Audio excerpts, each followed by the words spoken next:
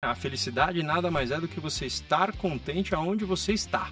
O Ayrton era muito resiliente com todas as dificuldades que ele também passou. Você tem que se dedicar ao tempo que você tem atual. A gente não sabe o que vai acontecer amanhã, cara. O Ayrton me mostrou que eu não precisava ter medo de nada. Eu, quando cheguei na Europa na primeira vez, era eu mais 79 lutando por um lugar. Então, se você fala assim, puta, mas aquele cara foi campeão do mundo de kart, puta, aquele outro ali é filho do campeão não sei o que e tal. Aí você fica meio assim, quando você tá se conhecendo e gosta de você, você vai lá e vai com tudo, né? Você pode ter essa chance, todo mundo tem.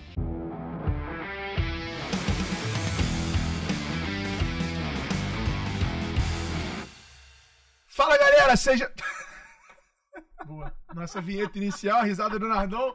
Já podemos começar. Esse episódio vai ser acelerado, tá? Só pra te dizer, só pra te adiantar. O que rolou? Você não comeu hoje? Eu tô de jejum, vim de uma aula do Mariano pra um momento histórico na minha carreira profissional, que é entrevistar um cara que eu admiro pra cacete, meu irmão. Muito.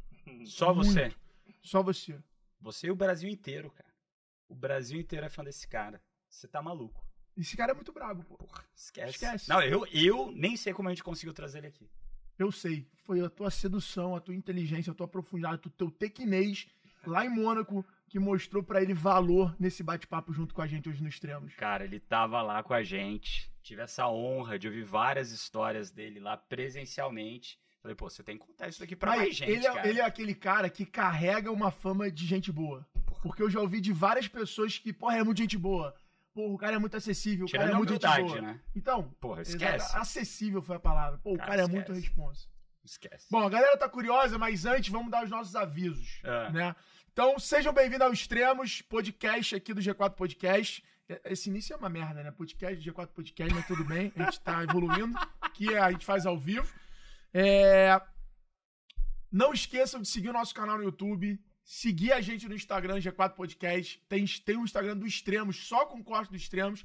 Para você que não conhece, G4 Podcast é um hub de conteúdo com muita coisa legal de tudo que é segmento, cara. Então, você que é empreendedor, empresário, executivo, cara, aqui é o lugar de você consumir conteúdo de quem faz. Esse é o nosso mote aqui do G4 Podcast. E agora, sem mais delongas, vamos apresentar ele, que é um cara que, cara, nas pistas, no kart, na Fórmula 1, chegou no mais alto nível. Correu na equipe mais desejada da história da humanidade de corridas de carro. O cara foi referência. 20 anos. Bizarro. Quase 20 anos. Bizarro. Nada mais, nada menos do que ele, Rubinho Barrichello, no Extremos de hoje, cara. Porra, bem-vindo, meu querido. Bom demais. Que honra, meu irmão. Que honra ter você aqui. Que prazer. A gente teve esse momento lá em Mônaco e foi uma coisa, né? A gente não sabe o porquê da química da vida, né? Mas se você lembrar, eu voltei pro barco para fazer alguma coisa e a gente tinha que ir pro evento e nós fomos os primeiros a chegar no evento, mas a gente chegou junto, né? Eu voltei pro barco e você tava esperando a tua esposa voltar de algum lugar. O que traz uma reflexão. Ou você foi rápido ou ele lento. Eu acho que eu fui lento. E ele rápido. Não, tu chegou com ele, pô, então tu foi rápido também, parabéns. Fui rápido, boa. Bom demais.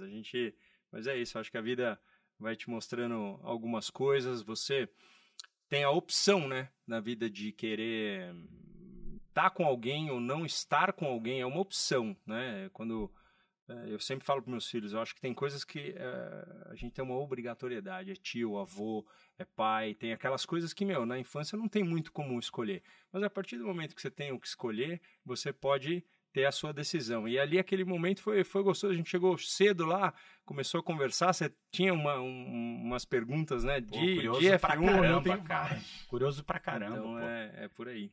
Irado, cara. Obrigado. Então, hoje, galera, quem me acompanha sabe que é a oportunidade que eu tô mais perto do meu grande ídolo, que é o Ayrton Senna, pô. Você conviveu com o cara. Sim. Ele tem história boa, viu? Não, Nossa, então, porra, você conviveu com o cara, bicho. Cara, tu não tem noção o quanto... A gente abriu o Capital na Bolsa de Nova York e eu levei o capacete do Senna pra dentro do sino do dia. Tinha um capacete, quando você veio me mostrar o o teu povo aqui cantando o hino e tudo, não sei o quê, tinha um capacetinho. Você chegou a ver, não? Deve estar lá, cara. Na entrada, quando eu entrei, tinha um capacete do Senna ali na entrada. Aqui com a gente, né, pô? Essa daí a gente tem que pegar e ajudar o Instituto da Família Barrichello. Óbvio, lógico. A gente levanta... Aí, esse aí já é uma que a gente pode ajudar, tá vendo? E o capacete que eu ganhei em 2000 na Alemanha, a réplica dele é feita pelo Cid Pinturas e vai direto pro Instituto. Pô, vamos fazer um negócio no G4 Class agora? Podemos fazer. A gente já conseguiu levantar 1 milhão no grupo do G4 Class. A gente pode, falar com ele e vamos conversar depois. Fechou. Rubinho, cara, aquele podcast que dá vontade de fazer assim, né? Rasgar e só trocar ideia. Mas a gente aqui fala dos extremos, né? Uhum. E eu queria separar, no teu caso, em 3 extremos. Qual foi o maior extremo que você já passou dentro da pista, na sua carreira? Porque eu sei que os bastidores da Fórmula 1 parecem ser mais perigosos do que dentro da pista. Uhum. Não, mas é verdade. Né? Acho que na pista tem mais regra, parece, do que fora dela. E qual foi o seu maior extremo na tua vida, né, cara? Pai, família, casamento, né? Só coisas extremas. Então eu queria que você falasse desses 3. Eu acho que um dos extremos que começam a minha carreira é quando meu pai fala assim: filho, vejo nos teus olhos o quanto você ama isso. Mas o pai não tem dinheiro. Então, é o seguinte, eu peço para você se dedicar intensamente ao que eu vou te pedir e eu vou ficar tentando fazer com que a coisa aconteça para você. Para mim era um extremo porque eu não queria ver ele se prejudicando, né? A gente estava falando disso desde o começo. Eu tenho uma coisa dentro de mim, é muito difícil eu falar do meu instituto para que você me ajude no meu instituto, porque quase que parece que eu estou te atrapalhando e eu tenho que trabalhar eu. Então vou eu ralar mais, vou eu fazer mais palestra, sei lá, eu tenho essa coisa porque eu achava que eu estava atrapalhando meu pai. E meu pai falou, eu quero que você durma às 8 horas da noite e eu quero que você estude muito. Então eu ralava. Eu não era aquele cara inteligentão de olhar a lousa assim e completamente entender aquilo que foi falado, mas eu chegava em casa e estudava. E, cara, minhas notas eram altíssimas e meu pai não tinha o que reclamar e ele ia ali. Só que, cara, passou do gasto de gasolina para um gasto de calibrador de pneu, para óleo de corrente e assim foi indo, até que depois teve um momento em que a pessoa brincava que meu kart era um kart feijoada, que era escapamento de um, carburador de outro, pneu de um. Então era uma coisa meio assim. Então esse para mim foi um extremo que me deu destreza para eu saber o que eu queria, né? Então, tô olhando no teu olho que você gosta, faz isso que a gente vai conseguir.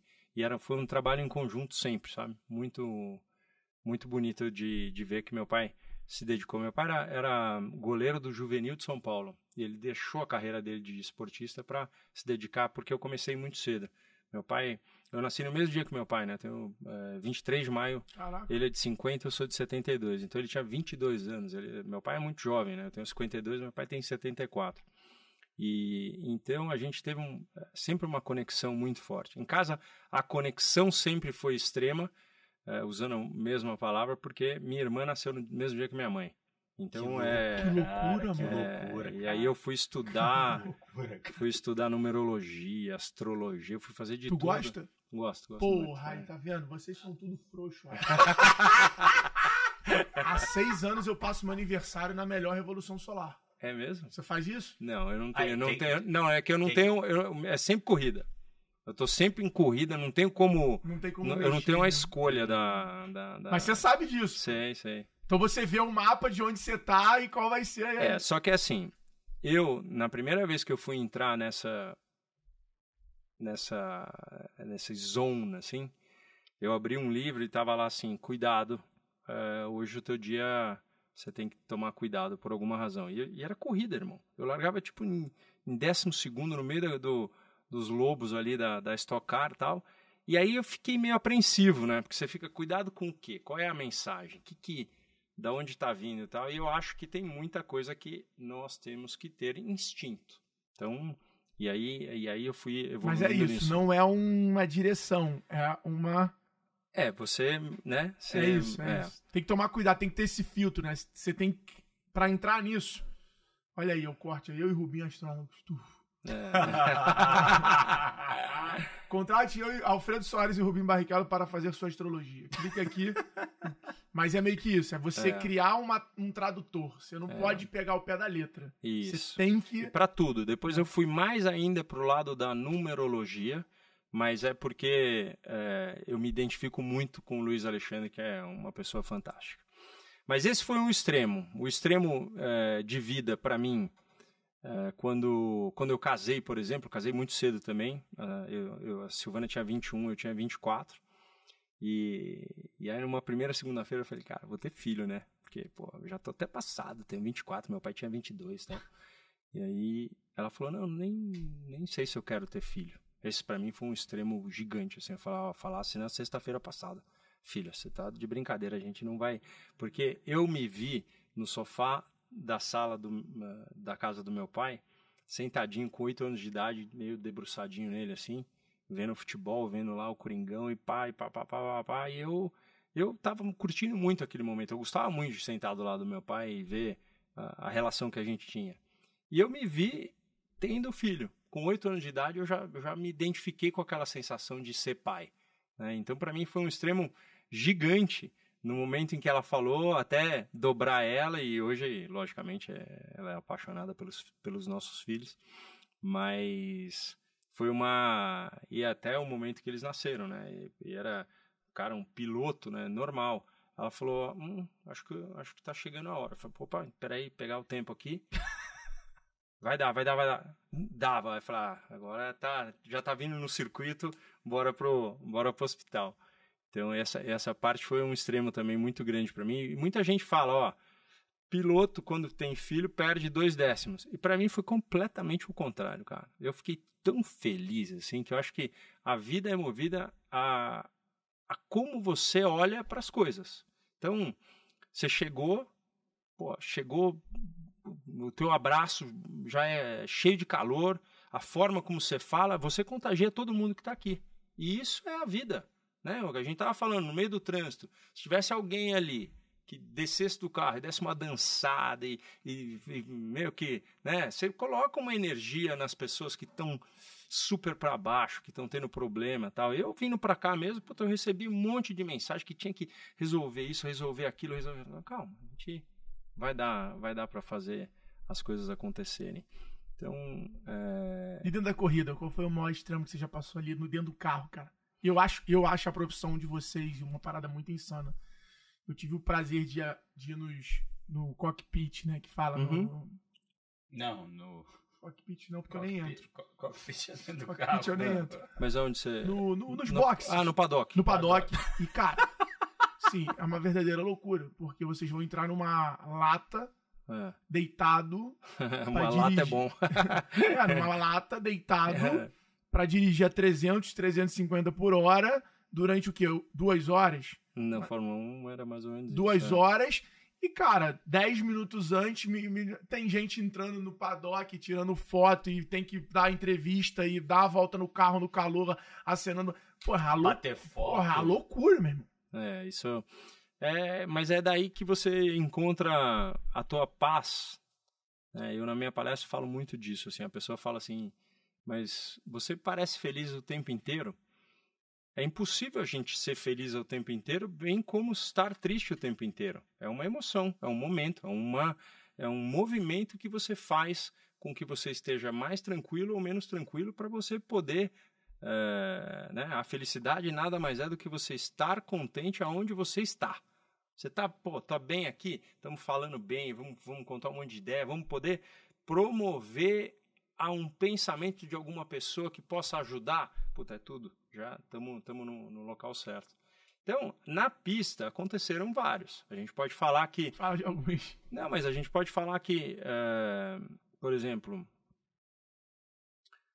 O que você faz quando você está na chuva e todo mundo sabe que você é o cara que anda muito na chuva, que comanda muito, mas o carro é assim do chão, né? É um tantinho assim do chão. E aí a água passando por baixo, aquaplana, você é completamente passageiro. e aí você tá em quarta marcha, mais ou menos uns 250 por hora, e o carro dá aquela aquaplanada.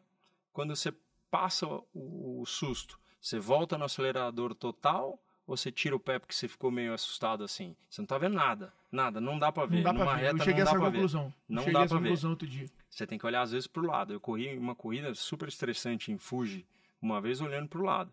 Esse é o extremo, porque pra ver o quê? Pra ver a pista? Pra saber onde você tá. Pra saber onde você tá, pra ter alguma referência. Não dá pra olhar pra frente. Não dá pra ver, pô. Se você tiver alguém atrás de tu não vê nada. Você tá muito louco, pô. Não, mas então, tem um nível de loucura, mas aí é comprovado que o cara que vem de trás e bate no da frente machuca menos do que o cara que tira o pé e toma uma porrada atrás. Entendeu? Então o negócio é manter pé embaixo, entendeu? É extremo total, né? De você ficar... Cara. Não, chuva eu sempre fiquei muito, tipo, sabe? Eu ficava até assim, né? Mas olha, não é na rua não, hein?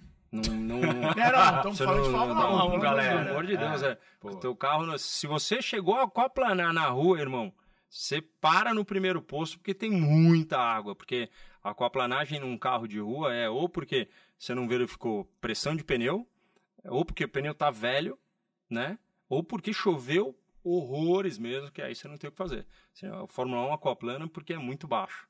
Muito, muito baixo. O carro, ele fica meio no skate. Agora me fala, aquela situação que tu tava em primeiro e que tu teve que frear, foi com você, não foi? Foi.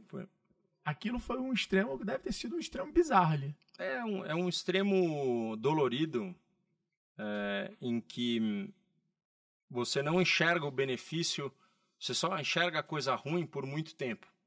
Aí depois você vai ver, hoje as regras da Fórmula 1 são por causa daquele dia. Hoje o país consegue ouvir o que o piloto está falando por causa daquele dia.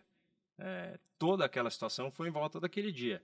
Mas eu volto sempre a falar, isso é sempre uma coisa que chega à tona, porque aquilo não começou no ano de 2002. Aquilo começou no ano de 2001, quando eu, na mesma pista, estava na frente. Aquela pista eu andava sempre na frente do Michael. Ele andava muito, muito na minha frente em outras pistas, mas a Áustria era uma pista que eu andava muito. E aí eu estava em segundo e ele em terceiro. E passaram um rádio e falaram, a gente precisa, pelo campeonato, tal, que você ceda a ultrapassagem e tal. E eu hesitei e tal. Ele falou, cara, faz isso pela equipe e tal. Beleza, fiz pela equipe, cheguei em terceiro. Vocês pilotos conversam só com a equipe? Só com a equipe. Não conversam com outro piloto? Não, senão aí ia virar um inferno. Ia virar um chat. E aí quando acabou a prova, eu no pódio perguntei para o dirigente, falei assim, cara, e se eu estivesse ganhando? Se estivesse ganhando, a gente nunca pediria isso para você. Beleza, aquilo ficou computado. No ano seguinte eu tava ganhando, entendeu? E aí foi quando eles começaram a conversar. A gente conversou o ano passado. Durante a corrida, durante a prova. 8 voltas pro sinal, né? Eles chegaram e falaram pra você, e aí, vai devagar. Não, deixa passar, tal, depois a gente vê. Blá, blá, blá. Eu falei, não vai deixar passar. Porque essa é uma sensação de que, assim... tanto que ele foi até o final e deixou ele passar no final. Era meio que para deixar claro o que aconteceu. O brasileiro teve, hoje são poucos, mas o brasileiro teve a sensação de frouxidão. Como é que você vai deixar passar? Você tá louco? Tipo assim, alguém ficou sabendo que eu deixei passar de segundo para terceiro no ano antes? Não. Ao mesmo tempo que se eu ganhasse a prova, ninguém ia ficar sabendo que eu fui mandado embora por causa disso. E acabou a carreira ou fez isso com aquele moleque, filho do dono do material de construção, que, carregou todo aquela situação de viver sem um dinheiro no bolso, uma coisa, mas conseguiu ir encaixando, conseguiu ir fazendo, eu não sei o quê. Eu tinha poucos segundos para decidir o que eu ia fazer. Por isso que eu falo, 99%, na minha opinião, da população teria feito a mesma coisa. Ouvido o que eu ouvi, teria feito a mesma coisa. Então, o extremo é você saber, que foi o que eu fiz, naquele momento, o que meu pai acharia. Eu não estava nem preocupado com o que vão falar, deixando de dia. É aquilo que é a educação que meu pai me deu, entendeu? Qual que é? O que eu ia fazer? Se eu tivesse um telefone, eu ligava para ele. Mas, naquele momento, eu tive que decidir como o homem da questão ali, eu tive que decidir. E para mim, aquela decisão A tua decisão foi aceitar, mas comunicar o que aconteceu. Exato. Foi isso que eu entendi. Não, mas comunicar, porque aí eu falei, o cara falou assim, então tá, quando entrar na reta, deixa passar. Eu falei, não, chefe, esse aí você tá de brincadeira. Esse vai todo mundo ver. É isso. Esqueça. Você podia ter feito, sem ninguém ver. Você podia fazer do jeito que você fez, que era tipo assim, eu vou fazer declarado. Vou dar um statement naquilo que rolou. E quem gosta de corrida, o cara primeiro já sabe que o meu lado sempre foi um lado de correr, assim, às vezes você só vai ter uma chance. Então é mais agressivo do que pensador.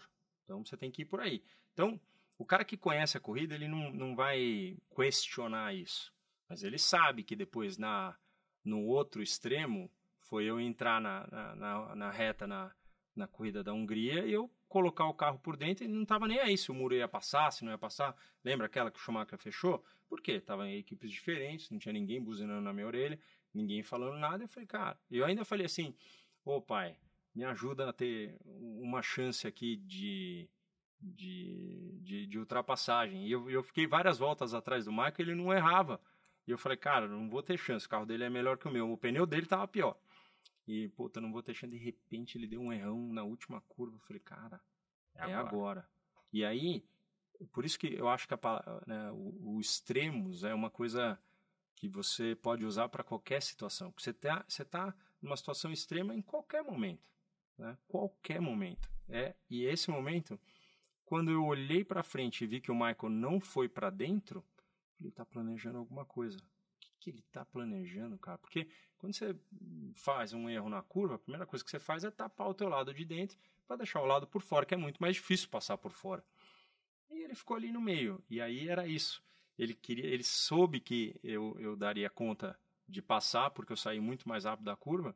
E aí ele esperou eu mover para ele ir para cima. Porque quando o cara vai para cima assim, o intuito era tirar o pé. Eu falei, tirar o pé hoje eu não vou tirar não, filhão. Fica tranquilo que a gente vai os dois pregar numa parede, mas eu não vou. E ele foi vindo, até a hora que eu passei, não tinha muito o que fazer. Agora, cara, eu queria, nesse momento, que você pra mim teve uma postura sensacional, posicionamento de, cara, beleza, vou entregar o que vocês querem, mas da minha forma. Uhum. Os caras ficaram te atazanando no rádio, né? Que foi vindo volta e você nada de deixar. Não, mas é que eu, graças a Deus, essa atazanada não foi tão forte, porque eu fiquei 8 voltas tendo conversa de telefone. O rádio era digital, rádio perfeito e tal. O cara bem treinado, condicionamento físico na bolsa, fica conversando. Você vê, o rádio cara, não vou deixar. I won't do it. Não, porra, mas you gotta do it. Ficou fazendo. Então, demorou. Quando eu falei, eu vou fazer. Mas eu acho que vocês estão errados. E é uma coisa que, na minha opinião, não é o que eu queria ensinar para meus filhos. E aí, tal, não sei o que, ele falou, a hora que eu entrei, por isso demorou uma volta só para ele ver que eu só ia deixar lá na reta, entendeu? O cara falou, não, deixa agora. Eu falei, não. Esse aí também tá querendo... Quer que eu deixe, mas não na tua hora. Você pediu o sanduíche com bacon só, agora que já veio, já mordi, você quer colocar outro. Não dá, velho. Vamos fazer a coisa do meu jeito agora. Então, aquilo pelo menos fez com que todos pudessem identificar aquilo que eu já tinha identificado há muito tempo. Aí você fala assim, mas Rubinho, porra, então por que você não saiu da Ferrari antes? Porque eu sempre achei que eles reconheceriam, como reconhecem até hoje, como um erro, de ter me deixado ir, porque eu saí 1 ano antes do meu contrato. Eu tinha contrato para 2006, mas eu fui para a Honda. Foi quando eu decidi, eu falei, cara, aqui eu não tenho mais espaço, não tenho crescimento, você sabe o que é isso. Você trabalhou o tempo inteiro para saber que teve um momento em que, cara, que essa porta, ela tá meio que fechando, aquela porta tá começando a abrir. Como é que você identifica onde está esse extremo? Onde é que você enxerga as coisas? Você precisa estar primeiro ouvindo ou seguindo a astrologia para você saber como que as coisas abrem. E eu falei, cara, agora eles fecharam a porta para mim. Por quê? Porque lá o Michael era um bom acertador de carro, mas tinha um cara que era bem legal, que eles apreciavam muito, que era eu. Então eu treinava, era eu ia treinar, puta, eu falava, cara, preciso ficar um pouco em casa, era treinar, e assim, o tempo inteiro. Eu falei, cara, eles vão me dar a chance de um dia começar o campeonato de igual para igual, entendeu? Quando eu vi, após 6 anos, que isso não ia acontecer, demorou 6 anos, mas eu guiei carro bom pra caramba. Eu guiei carro em muita perfeição. E eu volto a falar sempre, tenho batido sempre nessa tecla. Muito provavelmente o Michael era melhor que eu, e tem que admitir isso. Quanto? 51-49? 70-30? Você não vai saber. Não dá pra saber, entendeu? Eu não sei, até hoje eu encontro gente no meio da rua, assim, um engenheiro velho, fala, pô, e aquela vez que fizeram aquilo? Fizeram o quê, irmão? Nem sabia coisa que fizeram, que deixaram de fazer, e sabe assim? Ou seja, realmente é uma equipe e 2 carros completamente diferentes. Não, eram carros que começavam iguais, no papel e tal, mas você não sabe. É muito distante, cara.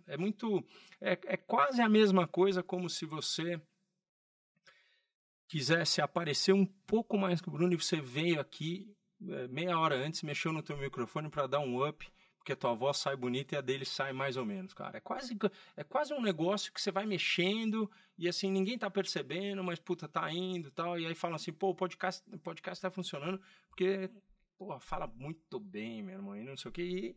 E às vezes, puta, era um toquezinho de lá, de cá, mas tinha uma situação que você não sabia o que era, entendeu? Então, sinto regret por isso, assim, mágoa, zero. Eu me identifiquei muito, era uma equipe que era sensacional, que me deu as chances que eu precisava, mas que deixou de dar mais coisas. Teria eu ganho das 9 que eu ganhei lá dentro, 18? Teria eu ganho 10? Sei lá, isso a gente nunca vai saber. Teria eu sido campeão? Não dá para saber, isso aí é muito parte do passado. Isso não me machuca nada, né? Eu sempre me doei muito para fazer funcionar. E como que foi você lidar com a pressão da imprensa brasileira te enchendo e te apurrinhando em cima dessa situação? Porque assim, cara, você, sinceramente, logicamente depois do Ayrton Senna, foi o melhor piloto que o Brasil já teve. Cara, desculpa o Massa, desculpa quem for. Você foi o melhor piloto que o Brasil já teve de Fórmula 1. É uma loucura o jeito que a imprensa brasileira trata isso. Tratava, né? Tratava, hoje em na dia época não mais. tratava. Que loucura, cara. Assim, mas é muito difícil. É difícil analisar o Brasil como um todo. Né? Como é que você analisa? A gente está vendo, na época das Olimpíadas, a gente viu o calor que foi as medalhas, aquelas coisas e tal. Mas assim, tem gente ali que está olhando para um mínimo detalhe de erro para poder falar de alguma coisa, de um caminhar, da forma como é. Mas... Não... Gente, a gente vive num país que está em conflito, se você pensar. A gente não tem um conflito como guerras, essa coisa, mas a gente tem um conflito diário. Se você pensar, logo pela manhã a gente tem um conflito entre o cara que vai de moto e o cara que vai de carro. É um conflito. Se você imaginar São Paulo, eu não sei no Rio como é, mas é um conflito. Por quê? Porque um está esperando para xingar o outro. E isso vai... Como é que a gente melhoraria isso? Com o governo. O governo tinha que colocar algumas regras para promover uma coisa um pouco mais homogênea, uma coisa um pouco mais calorosa, para falar, cara, tá todo mundo tentando chegar no local, tá tentando fazer as coisas. Por que então, fizemos lá o corredor. Beleza, mas eu tô a 20 por hora com o carro, passa aquela moto a 80, entendeu? Assim, se eu der a seta, ele dá uma desviadinha, já pega, e aí a gente tá xingando, só que eu também não tô sabendo o que tá passando por ele e tal, e como que a gente promove? Para mim, tem que ser vindo do governo maior, da forma como vai fazer. Então, como é que a gente ajusta a imprensa? A gente colocando também, hoje o povo muito mais livre para poder falar. Quando falam mal... época também que o povo não falava, né? Quem falava era a imprensa. Isso. Era uma vez uma única. Era cara, o jornal fala e aí ficava isso é verdade. Nas pequenas rodas. Não era igual hoje que a internet... É isso. Eu também digo que sim, perdemos privacidade, mas foi o único modo do público saber quem eu era. Ah, ele tem cachorro. Ah, ele é casado. Ah, ele descasou.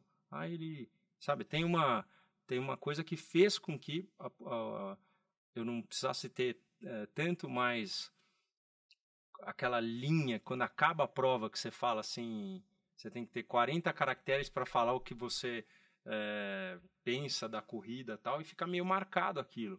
E o grande problema daquilo era que era traduzido para o Brasil de uma forma, assim, sabe? A tradução foi sempre onde a gente perdeu... A fidedignidade daquilo que você falou. Exato, porque daí o cara não... E aí a tradução vem errada para o Brasil e volta errada para a Europa. Então ele falou isso aqui. E tudo é uma verdade, quando não é, entendeu? E aí pega um Brasil que daí faz piada em cima de coisa, que tem o programa, que tem não sei o quê, e aí, pô, você tá dando tiro no teu próprio pé. Na minha opinião, é isso. Mas como é que você lidava com isso? Com o lance do meme, com o lance do negócio de segundo lugar, de chegou atrasado? Eu tive momentos péssimos, assim, péssimos. Isolar. Teve um momento que eu era igual o náufrago lá, sabe assim? Cansado de ouvir porcaria, porque a porcaria não teve nunca ninguém na história que chegou pra mim pra me falar que, pô, você é um merda, velho, você tá tentando ser o Senna, ou sabe, tô imaginando alguma coisa que o cara não teve nunca pessoalmente, teve sempre nas escritinhas, naquelas coisinhas que o cara vira um monstro ali, vira um gigante atrás de um aplicativo ou alguma coisa. Então, eu sofri muito porque eu não entendia um cara que sempre teve um amor tão grande pelo verde e amarelo, tá passando por aquilo. Por que ele tá passando por aquilo porra, eu ganhei... Será que as pessoas não lembram que eu ganhei o campeonato de Fórmula Opel quando eu fui pra Europa, ou de Fórmula 3 quando eu fui pra Inglaterra? Esses caras só estão lembrando de agora. Pô, será que os caras não sabem que a minha Jordan tem 100 cavalos a menos que que um carro ali da McLaren ou da... Pô, será que as pessoas não conseguem imaginar que se o Senna tivesse aqui, ele teria me ajudado a progredir, porque eu faria com mais tempo? Eu fiquei super pressionado. Foi um baita no extremo, né? Pressão. Pô, como é que você... Se eu começo com a pressão que eu tinha de uma corrida aqui, você faria uma pergunta para mim, eu ia ficar aqui sem saber o que falar, porque você tá pensando demais, aquela coisa não é... Natural. Que de não fato flui, aí né? você tava brigando no esporte que tem 20 caras correndo, você tava sempre... E aí, entre os 3, 4 primeiros, esquece. E aí eu finalmente, cara, me encontrei quando eu fiz aquele primeiro ano de astrologia e depois numerologia, que eu fui ter autoconhecimento. Eu fui ver que para gostar de alguma coisa eu precisava gostar de mim antes. Eu precisava saber, você é isso que alguns falam? Não. Então, né, eu adoro quando a pessoa, né, chega assim e fala assim, pô, todo mundo fala, o cara é um gente boa.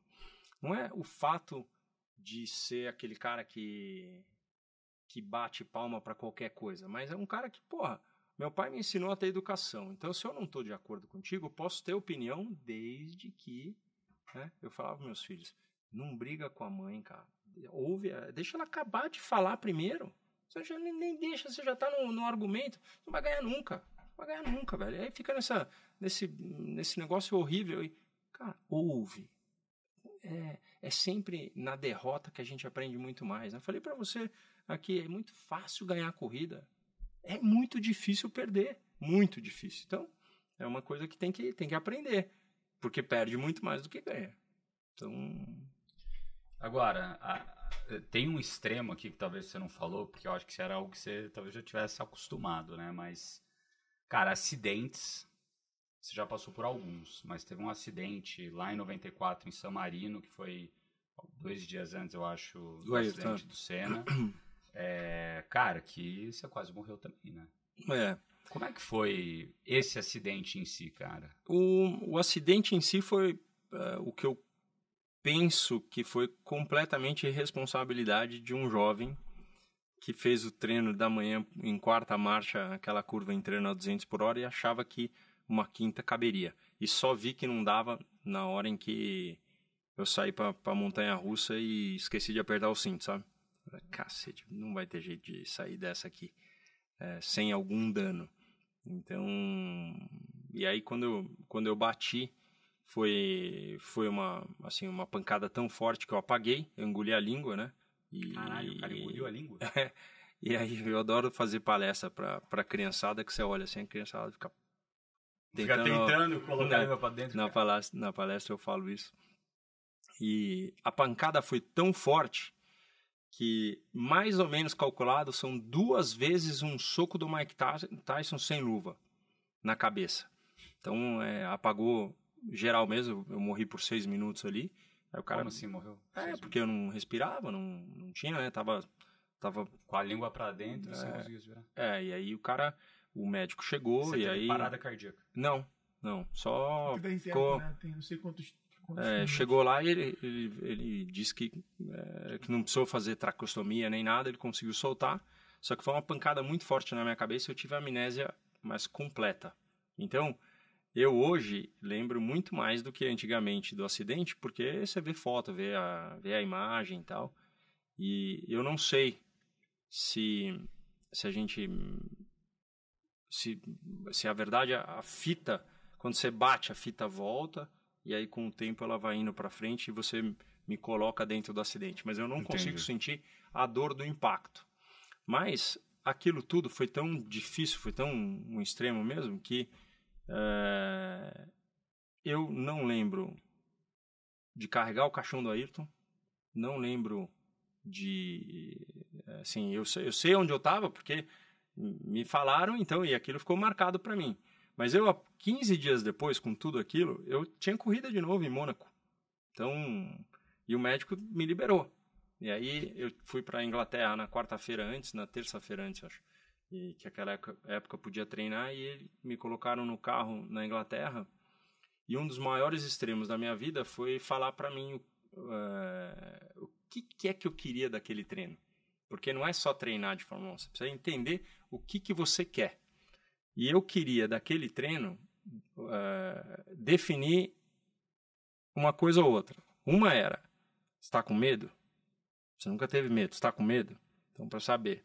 Então, você dá tudo para bater de novo. Mas dá tudo que tem. Mas, assim, loucura total, e ver, ou você vai virar o melhor tempo do carro na pista, ou você pode bater e pode ser que seja o fim daquilo. Mas eu precisava saber. E aí eu saí a milhão e graças a Deus eu fiz o melhor tempo do carro na pista, e aquilo foi o que me jogou para onde eu queria ir, entendeu? Porque a falta do Ayrton na pista, a pressão e aquilo não sei o que e tal, mas era um amor tão grande por aquilo que eu fazia, que era fácil de identificar que eu queria sofrer, eu poderia sofrer aquilo, porque a hora que eu estava no carro era silêncio, era só eu, Deus e o motorzão atrás vibrando. Irado. Cara, deixa eu pegar ainda aqui essa do Ayrton, né? Vocês conviveram um bom tempo juntos. Eu lembro uma história que você contou pra gente lá em Mônaco que, cara, eu chorei de rir, que foi quando vocês saíram pra jantar, você, o Ayrton... Deixa eu puxar antes. Como é que você conheceu ele? Em que momento? O Ayrton, a gente ouvia muito falar, porque ele estava na Inglaterra correndo de Fórmula Ford já, né? Ele foi para lá, se eu não me engano, ele fez 78, 79, e acho que até 80 ele andou de kart. Aí 81 ele andou de Fórmula Ford 1600, 82 foi 2000, Fórmula Ford 2000, 83 Fórmula 3 que ele foi campeão, e daí ele em 84 já Toleman. E a gente sabia, né, que ele estava lá, que era um grande talento. Eu sempre buscava em alguns locais ou a auto sprint ou a auto esporte inglesa, auto sprint italiana ou auto esporte inglesa. Essas aí são os ícones assim que falavam de esporte. E eu comecei a correr de kart em 81. Então eu estava com 9 anos de idade. Mas você ouvia falar. E, de alguma forma, o Ayrton, quando eu fui para o Brasileiro, quando eu ganhei o Brasileiro de kart, ele já sabia do meu nome, porque ele era um cara que gostava de seguir também a molecada, saber como é que estavam indo os brasileiros. E ele já era o Ayrton? Já tava, né, 87 ele já tava de Camel lá, na Lotus e tal. E aí, meu pai ligou pro pai dele para perguntar qual equipe que eles falariam pra gente ir. Ele falou, deixa que a gente liga lá e fala no teu nome. Então esse foi um primeiro contato, depois que eu fui nono nesse meu no único campeonato do mundo que eu fiz.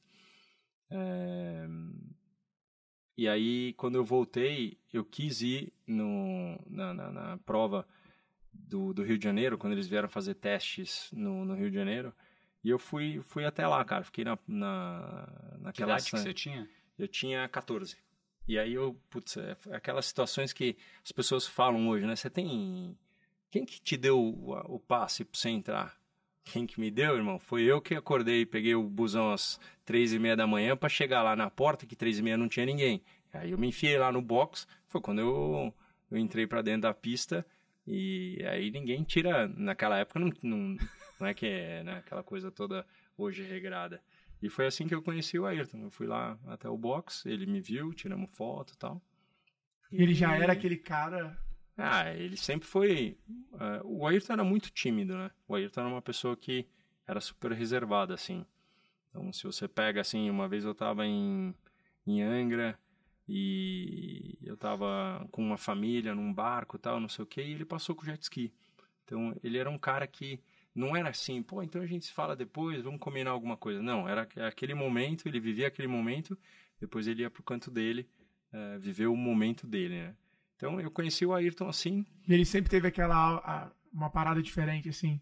Aquele magnetismo, aquela parada de... Ele era... com certeza, você olhava para ele sempre teve um plus a mais. Mas o plus dele, sensacional, era quando ele entrava no carro, né? Então, outro dia eu vi um documentário que o Prost falava disso.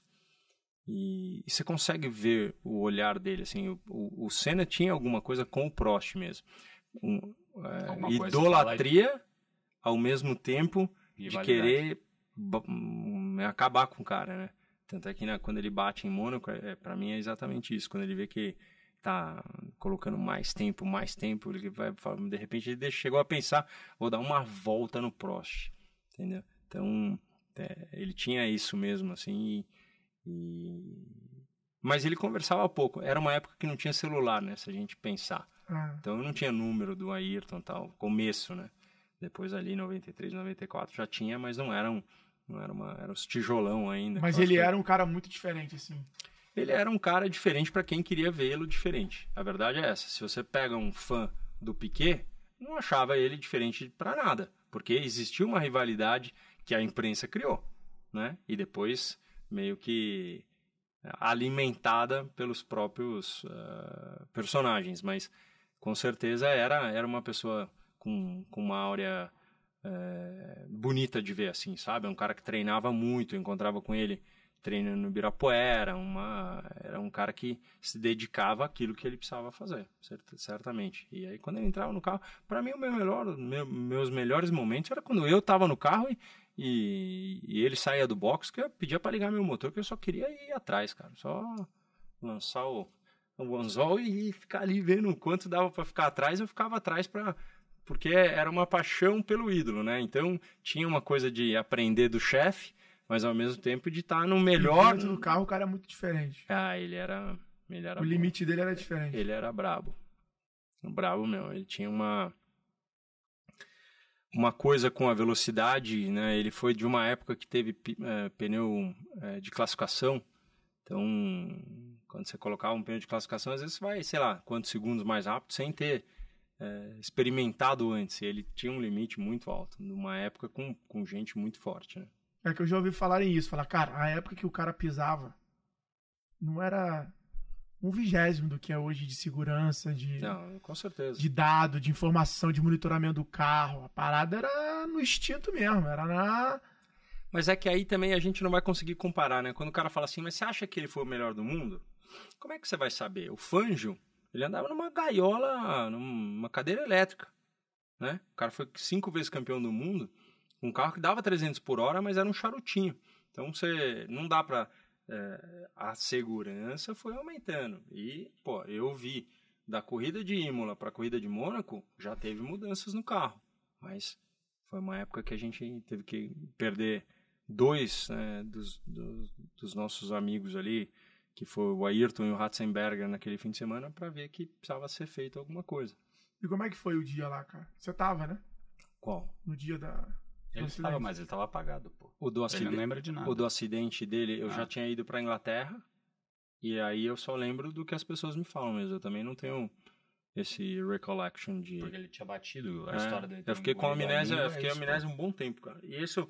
Essa amnésia que você teve, você esqueceu quem você era ali? Não, ou foi só... Eu esqueci aquele momento, período. Não, o momento ali. Situação. E aí, por exemplo, levava pra dentro da vida pessoal. Então, eu tinha acabado de sair da casa dos meus pais, né?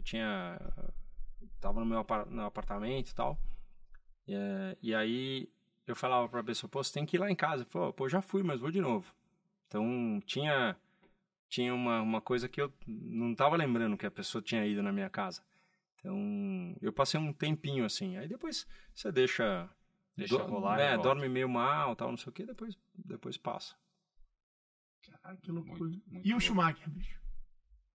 Esse é um outro cara que é... As pessoas falam assim, mas você era amigo dele? Lógico que era. Cara, como é que você vai trabalhar com uma pessoa que você não tem algum tipo de... Entendeu? Quando você não tem, é a pior coisa do mundo, não dura. Entendeu? As pessoas que têm... Porque hoje... Então, aí, sim, a parte do Instagram, do Facebook, de todo o aplicativo, faz com que a pessoa não tenha a mesma privacidade, só que aí o cara fala alguma coisa que aí vira vaidade. Aí um quer ser maior que o outro, falando né? Ontem, outro dia, teve uma situação do cara ser medalhista e ele entrar em desacordo com a NBA, cara. Como é que... O cara tem que... Ou ele quer notícia, ou... você entra no que você acaba de ganhar, cara. Sabe assim? Então aí é outro tipo de problema. Mas o Schumacher, a gente se divertiu muito. Eu esperava ele ficar bêbado para poder falar para ele, cara, você não precisa disso, tem coisa que você faz que ele falava assim, cara, isso é muito bom, velho, isso é muito bom. Ele só falava isso. E ele sabia que tinha coisas que eu não era... não estava de acordo, entendeu? Pô, pra quê, cara? Pra que fazer uma parada dessa assim? Então, mas eu aí volto para aquele cara que sempre teve o pé no chão, que o pai sempre deu, né, teve aquele momento de destreza mesmo, de saber o que é certo, o que é errado, e aí você segue o teu. Mas não é que ele fazia coisa errada, é que o que ele fez muito certo na vida foi juntar todo mundo para que fizesse a coisa para ele. Então ele foi contratando. E você sabe, sucesso na vida é colocar pessoas para fazer o que elas sabem fazer. Um trabalho. Você vai fazer ela fazer 2 trabalhos. Então, o cara que mexe no pneu, ele consegue fazer a calibragem e faz a troca de pneu. Você está treinado para isso, mas são trabalhos separados. Se você tiver que fazer em 3 segundos, pegar a calibragem e ainda trocar o pneu, você não vai fazer direito. Então, contrate a pessoa certa para fazer o que ela sabe fazer e quer fazer. Ah, eu quero hoje trocar pneu porque um dia ainda sonho em ser engenheiro, mas não estou preparado. Então, estude, que aí você vai poder estar com as pessoas certas. Você vai ter sempre um movimento que abre para você. Sempre, sempre. É que as pessoas ficam fechadas achando que a grama do vizinho é mais verde. Então, o Rubinho, no momento em que estava lá correndo e as pessoas falando mal dele, é uma coisa que machucou? Machucou. Até o momento em que eu me conheci. Aí eu entendi que troféu na estante é uma coisa legal. Puta, você vai lá em casa, você vai adorar. Tem lá um baita quarto, 50 capacetes que eu fiz e maravilhoso. A gente tem que ir lá um dia lá, cara, um dia que for surfar. Pô. Passar lá. Mas vocês vão adorar. Só que nada é mais gostoso do que aquilo que a gente tem aqui, né? Aquilo que, pô, quantas vezes a gente esqueceu de tirar foto de alguma coisa? Puta, não tiramos foto, mas ficou aqui. Cara, você vai lembrar. Eu toda vez que eu falo dos meus filhos, o cara fala, pô, mas você se emociona demais. É porque eu sou tão intenso que eu me coloco naquela situação já. Nossa, vai falar dos moleques nascendo, dos moleques não sei o quê. Fizeram isso, fizeram aquilo. Para mim é a maravilha poder viver essa emoção né, de ter tudo na mente e de poder ter os pés no chão. Então, hoje eu cheguei aqui, cara, foi uma apresentação sensacional, só me levou para conhecer e, puta, a molecada tava, né, ficou adorou, por estado, foi muito legal, muito legal. É isso que vale, é essa situação que vale. Agora, você ficou 19 anos na Fórmula 1, quase 20 anos. E você passou por algumas equipes, né? A Ferrari talvez foi a que você quase ficou mais tempo? Foi. Porque eu fiquei 4 anos na Jordan, 3 anos na Stewart, 6 anos na Ferrari, 3 anos na Honda, 1 ano na Brown e 2 Williams. Você passou por algumas equipes diferentes. Uhum. Todas com uma baita alta performance. Como é que foi para você mudar empresas diferentes no fim do dia? Era tudo a mesma coisa? Era diferente? Cada uma tinha ali uma cultura diferente? Isso é algo que, assim, que eu tenho muita curiosidade de saber. Putz, quando você estava lá na Stewart, foi a mesma coisa da Ferrari? Foi a mesma coisa da Williams? Como é que foi o dia a dia das equipes? É muito diferente. Tudo tem um lado bom. E é você que tem que saber apreciar. Porque é muito fácil falar, puta, porcaria de time, não anda essa desgraça. Então, mas aí, como é que faz para você entender isso? Você tem que, como eu falei, se a equipe contrata a pessoa certa para fazer o movimento certo, do que ela quer e que ela gosta, entendeu? O aerodinamicista, ele não vai fazer o chassi do carro. O cara tem que fazer a aerodinâmica do carro, entendeu? Então, as equipes boas para as equipes que foram piores é exatamente isso. É uma pessoa fazendo 2, 3 coisas. Então, perfeito. Por falta de dinheiro ou de qualidade, né? A Honda, por exemplo, dinheiro não faltava. Mas era muito cacique. Sabe, assim, muita gente dando muita opinião e aí você não sabe para onde vai. Quando eu guiei a primeira vez a Honda, eu falei assim, cara, abaixo de 10 mil, como que é a potência de 10 mil giros? Qual é o que temos de potência? Ele falou, a gente nem calcula, a gente nem sabe. Eu falo, bom, mas e quando eu faço a curva 7.800, como é que a gente vai fazer? Rubens, eu era o Rubens. Rubens. Aí você faz o cara avaliar o que tem que investir milhões pro dinamômetro pegar o tipo de... Mas você tem. Senão você me arruma uma relação de marcha que fique tudo acima de 10 mil. Mas é impossível. O motor desce. Então, é uma série de coisas que aí você trabalha com gente que pode ser que demore mais tempo para fazer e quando faz, o patrocínio deixou, o outro não sei o quê. Então, é aí onde estão as diferenças de equipe para equipe. A equipe... se você pega a Red Bull dos últimos tempos, ela é a top de linha porque tem um dos melhores pilotos do mundo, tem o melhor aerodinamicista do mundo, estão em harmonia. É a mesma coisa que eu falei para você. Na minha palestra, eu falo isso o tempo inteiro. Por quê? Porque a harmonia, se não tiver na rua, entre o cara que está de moto e o cara de carro, a gente vai ter um problema.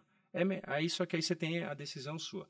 Então, não vou passar por lá mais. Eu vou fazer um trajeto que vai me demorar 10 minutos a mais e não vou ver porque eu vejo briga todo dia. Mas você tem que ter harmonia nas coisas que você faz para a coisa viver em paz. Senão, não tem muito jeito. Agora, o trabalho do piloto não era só ir lá e pilotar. Você tinha todo um trabalho, pelo menos na tua época, eu não sei como que é hoje, de regulagem do carro. Como que era esse trabalho de backstage? O cara que está interessado, ele participa muito. Entendeu? Hoje, por exemplo, a minha oficina, a Full Time Sports, é em Vinhedo.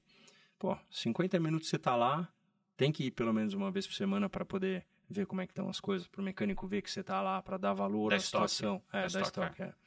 Então, na Fórmula 1, eu morava na Inglaterra, tinha que pegar, sei lá, um avião para ir para Ferrari. Era mais complexo, mas tinha que acontecer, entendeu?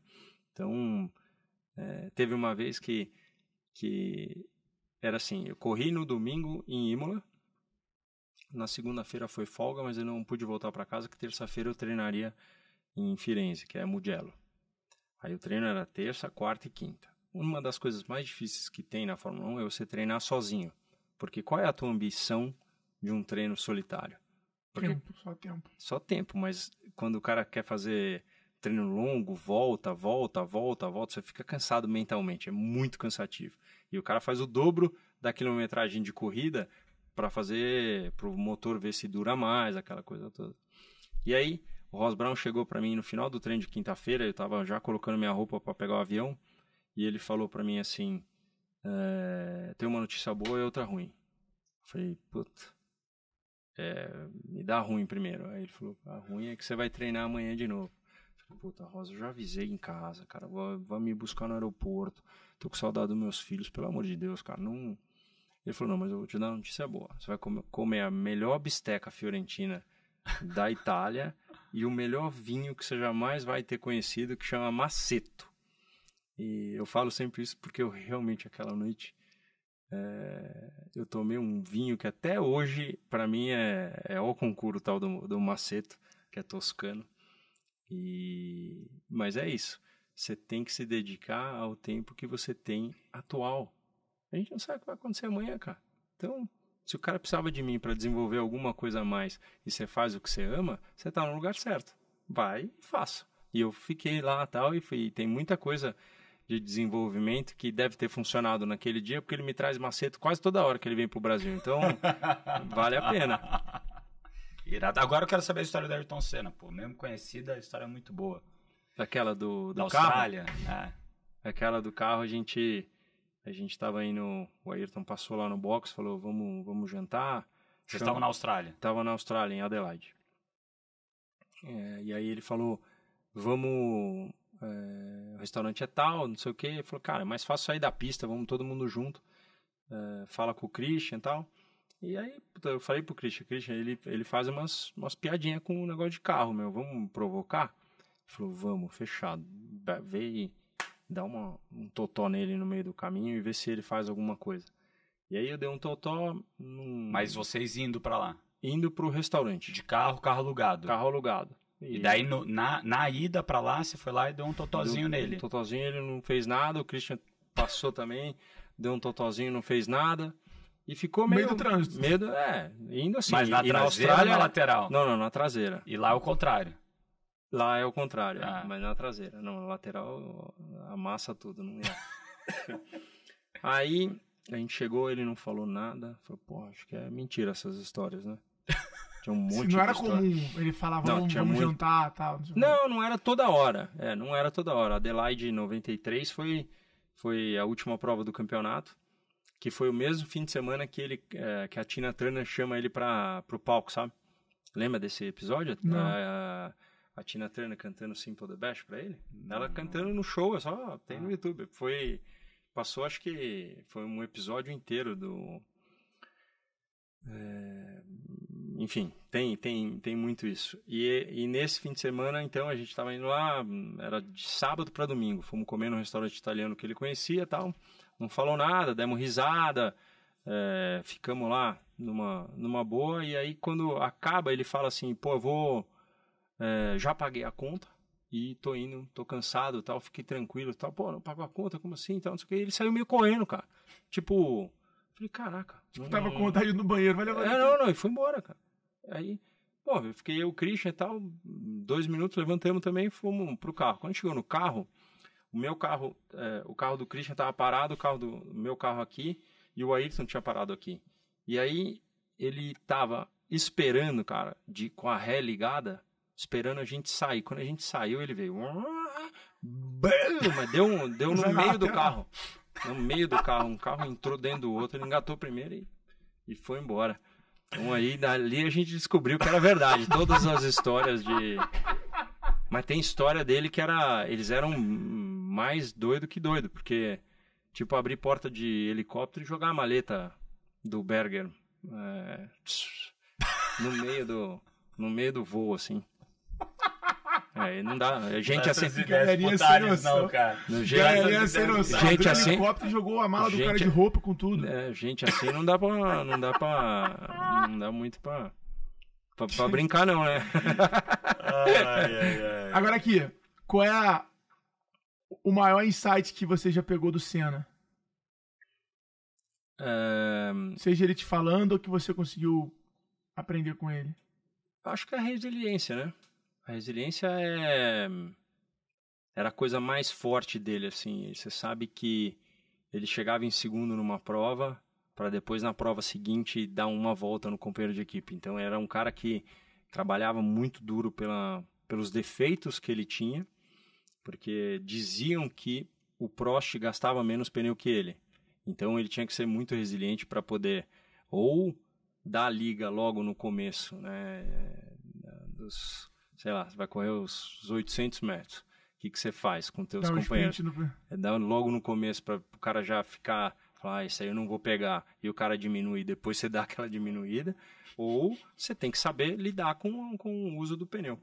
Então, o Ayrton era muito resiliente com tudo aquilo, com todas as dificuldades que ele também passou. Todos passaram dificuldades, né? A gente, como a gente falou, alguns ganharam mais que outros, mas eles certamente perderam mais do que ganharam na própria carreira deles. Então, o Ayrton me mostrou que eu não precisava ter medo de nada. Eu, quando cheguei na Europa na primeira vez, era eu mais 79 lutando por um lugar.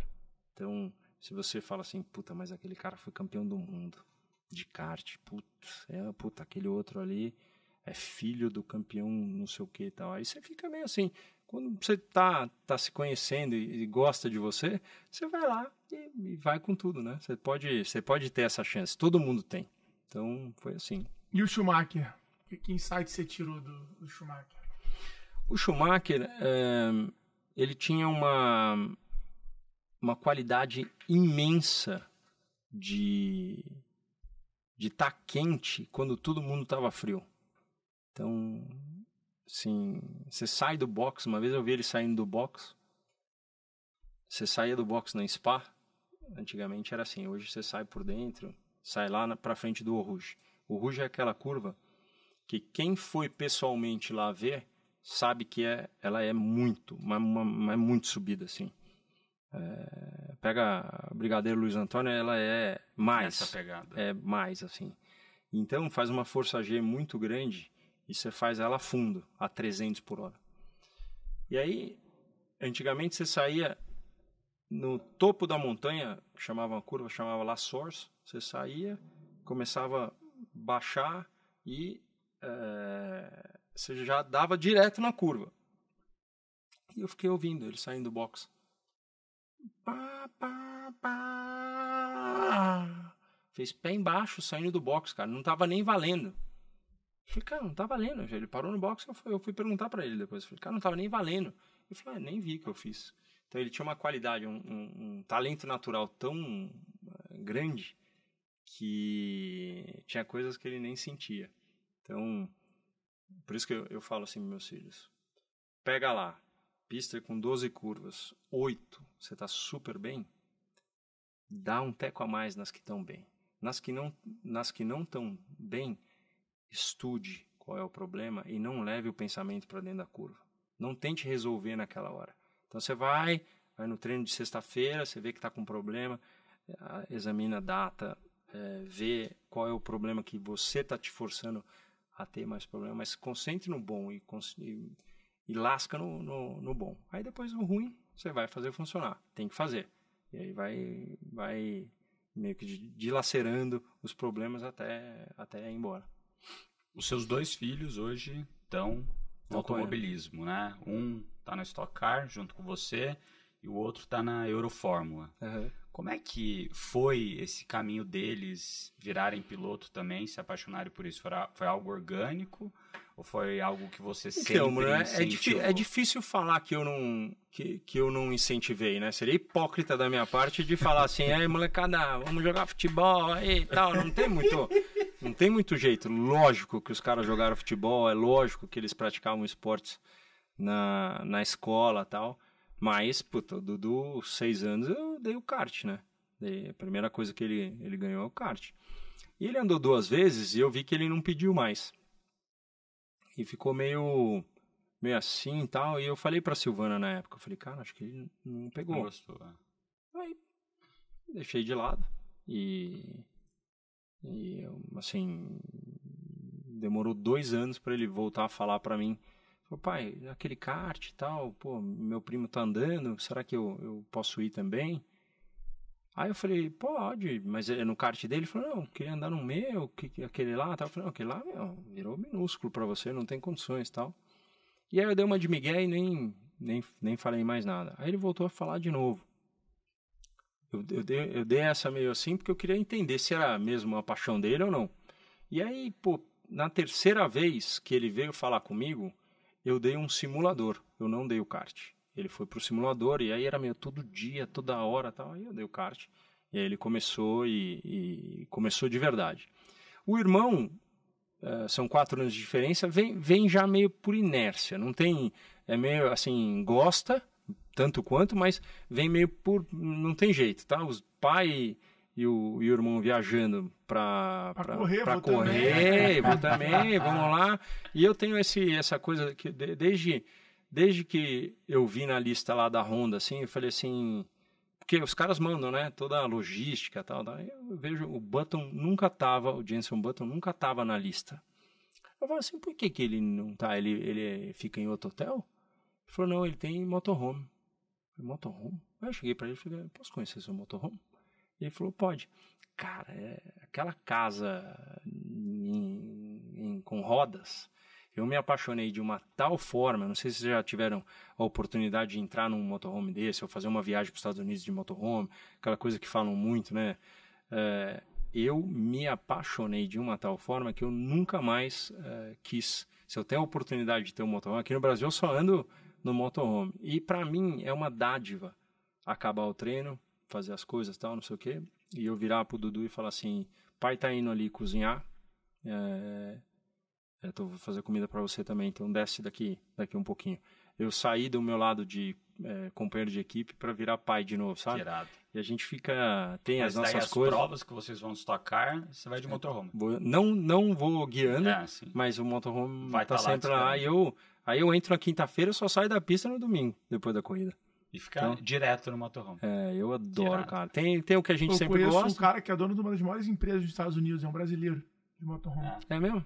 Gente boníssimo, te conectar com ele. Gente boníssima. Agora, como é que é pra você ver teus filhos em alta velocidade? Você comentou que teu filho teve um acidente quando a gente estava lá em Mônaco, você ficou...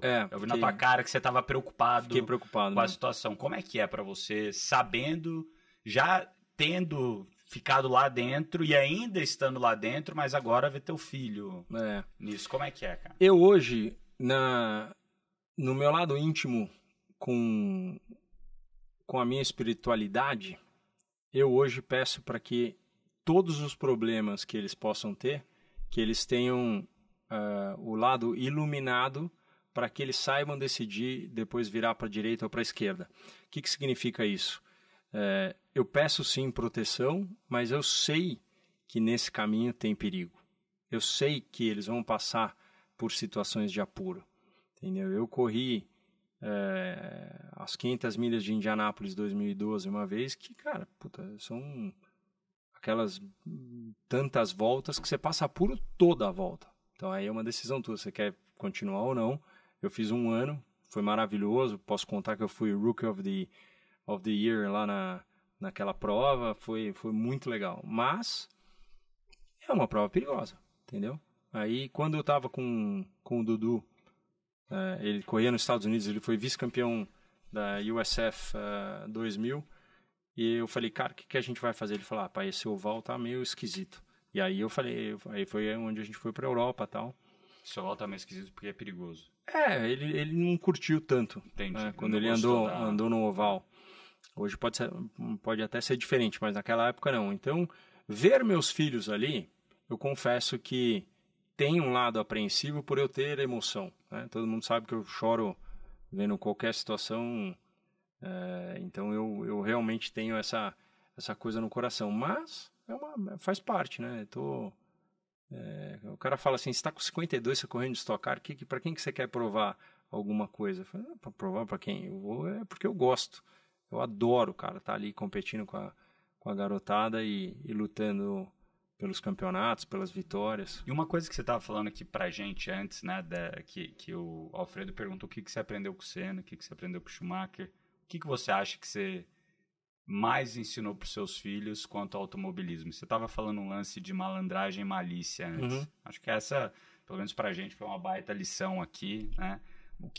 Se você pudesse contar aqui para a turma, e depois quais outras grandes lições você acha que você já Quando você ensinou falou aquilo, eles? na hora me veio. Eu falei, cara, eu sou malicioso. Sou mais malicioso de plantar as coisas do que malandro, de querer me dar de bem. querer se dar bem naquilo, sobre tudo. Não, porque eu usei, né, malícia e maldade. Maldade, isso. Isso.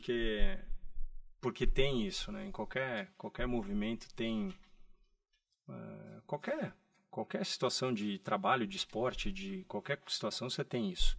E aí você tem que ter também esse caminho para saber de como a pessoa está utilizando essa coisa. Mas o que eu acho que eu mais ensinei para essas crianças é que o tempo ruim nada mais é do que o tempo bom. Se você tiver e ver a dificuldade, no momento da emoção, nos 5 minutos primeiro, você quer matar, você quer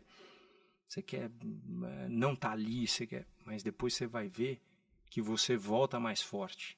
Então, o momento ruim é realmente um momento bom, porque ele vai te ensinar a ser melhor o daqui a pouco. Então, passe por ele. Para mim, se eu soubesse disso na idade deles, eu teria provavelmente tido mais ainda um salto maior de qualidade, né? Mas eu estava dando um exemplo aquele para vocês, porque por muito tempo, muito tempo, a gente... eu fui casado há 22 anos com a Silvana e a gente chegava de noite a ter um diálogo mais pesado, não chegava a ser briga, mas ela falava, cara, você está ensinando para ele uma coisa que não faz sentido, cara. Você ensina um moleque a ser educado, a cumprimentar todo mundo, a ser uma pessoa leal, a não sei o que. Você está falando para ele não ser dessa forma no carro? Não, no carro ele tem que ser mais egoísta, ele tem que pensar mais no dele. Eu tinha dado o exemplo, né, para vocês que ele estava rezando antes da prova, estava com a mãozinha assim, e aí eu falei para ele que ele tinha que ser mais íntimo de Deus para que ele pudesse se sentir agraciado por aquela energia de que, você está ali, está todo mundo ali, mas não peça só por você, peça por todos e, pé embaixo. Mas não coloque a mãozinha, porque essa mãozinha, infelizmente, naquele momento, o cara olha no seu olhar que você pode estar apreensivo, você pode estar rezando por alguma coisa que você está com medo. E aí, é o primeiro que os caras vão pegar. É o primeiro para pegar, para bater. E aí a Silvana tinha brigado comigo, falando, como é que é? Você tá falando pro moleque não rezar? Você é todo espiritualizado? Você é todo... Não, eu tô falando para ele que ele pode deixar ter a mãozinha... malícia. O nosso time comercial tem uma frase muito boa, que é, se você vê a gente brigando com o urso, ore pelo urso. É um pouco isso que você tá falando, né? Cara, você tá numa luta com o urso, meu irmão. Não adianta a mãozinha, não adianta... meu irmão. Não demonstra fraqueza, vai pra cima. E o mundo animal é assim, né? Como é que você enfrenta o urso? Gritando mais alto que ele, indo pra cima dele, aí ele fala, porra é essa? Que maluco é esse, pô? Vindo pra cima de mim, que loucura é essa que eu tô passando? Então é um pouco disso, é um pouco do instinto animal mesmo. É isso. Então tem muitas coisas de malícia dentro do nosso esporte, como um todo. Medina fala isso também, né? Acho que eu já vi uma entrevista do Medina ou de alguém falando sobre ele, agora não me recordo, que falam disso. Fala, cara, ele não só é muito bom surfista, como ele é o melhor surfista com o regulamento embaixo do braço. Sim. Estrategicamente. Então, competir com ele é um saco. Porque ele vai não só arrebentar a onda, como o cara vai usar todas as regras a favor dele. Uhum. Então, é isso. É a sagacidade, é a malícia de você fazer o melhor com aquilo que você tem na mão para fazer. E no final, você tem que deixar a pessoa sofrer para ele chegar a esse ponto. Pode ser que o pai dele tenha chegado para ele, o padrasto dele tenha falado para ele alguma coisa que marca. E tem alguma coisa que pode ser que foi falado para ele que ele não gostou. Eu falo isso para meus filhos. Você não precisa ser igual ao seu pai. Você precisa fazer aquilo que você acha que é certo naquele momento. E se você errar, ou se você cair, desde que não haja maldade da sua parte, a gente tem uma história para ser contada depois. Então, eu acho que esse é o grande valor do negócio. A gente... cada um tem uma característica, mas tem caráter em jogo. Aí você vê o quanto do regulamento você quer usar, entendeu? Isso aí é de cada um. Tipo, eu sentar com meu pai ali pra jogar buraco com ele é um saco, que ele sabe a carta que eu tenho na minha mão. O cara apontou todas as outras, velho. Achei meu saco, não tô nem afim de jogar mais com você. Eu gosto da brincadeira. Quando for pra quebradeira, eu tô dentro do carro mesmo e fazendo tudo que eu posso. Mas é isso, o cara, ele tem que ter todo o conhecimento. Tava falando isso pra ti, né? Que meu filho chegou um dia pra mim e falou assim: pai, que pneu você acha que eu uso? Tava meio aquela chove não molha, tá? Falei, isso aí você não pode perguntar pro pai. Eu sei o que eu tenho que usar pelas minhas habilidades, mas eu confio na tua habilidade, mas eu não consigo te colocar nessa situação. Ele falou, por favor, o que você acha que eu vou aprender mais? Falei, então sai de slick no meio da chuva aí. Aí você vai aprender bem o que é uma coisa escorregadia. E, pô, ele tá hoje, assim, dando... A última corrida dele, do Fernando, foi nesse movimento chove não molha, assim, de pneu slick, que eu fiquei de cara com quanto ele foi para cima com um pneu que você não tem aderência, cara. Não tem... como é que eu falo isso para vocês entenderem? É um sapato que sai escorregando, uma coisa que você não tem aquela firmeza de pisar, né? Você entra num lugar que você vai palestrar, mas você sabe que você pode cair com certeza, e tal. se você treinar com esse pneu, na hora de botar o pneu ali e segure um pouquinho... E para mim foram fatos que foram acontecendo, né? A gente sempre vai falar do extremo, porque eu acho que é isso que a gente está buscando. Mas quando o pai falou para mim, filho, tá chovendo, vamos embora ou quer ficar? A gente não tem dinheiro para comprar pneu de chuva. Eu falei, cara, se você me deixar, eu quero ir. E eu tomei um vareio, cara. Tomei muito tempo dos meus amigos da época, né? De pilotos e tal, porque tava todo mundo de pneu de chuva e eu de pneu slick. Então, quando eu ganho a minha primeira prova em Hockenheim de pneu slick na chuva, o choro, ele é por isso. Por lembrar que, sem querer ou querendo, meu pai me deu a chance de ser bom com uma situação que ele não estava programado. Cara, muito bom. Ó, galera, lembrando vocês de irem lá no Spotify, avaliarem a gente com 5 estrelas para a gente continuar no topo de podcast de negócios aqui do Brasil, no Spotify. Boa! Ó, e também não esquece de compartilhar esse podcast aqui com seus amigos. Binho, cara, você tava falando disso, né? De, cara, piloto, tanto de coisa que você já passou. E você na vida pessoal?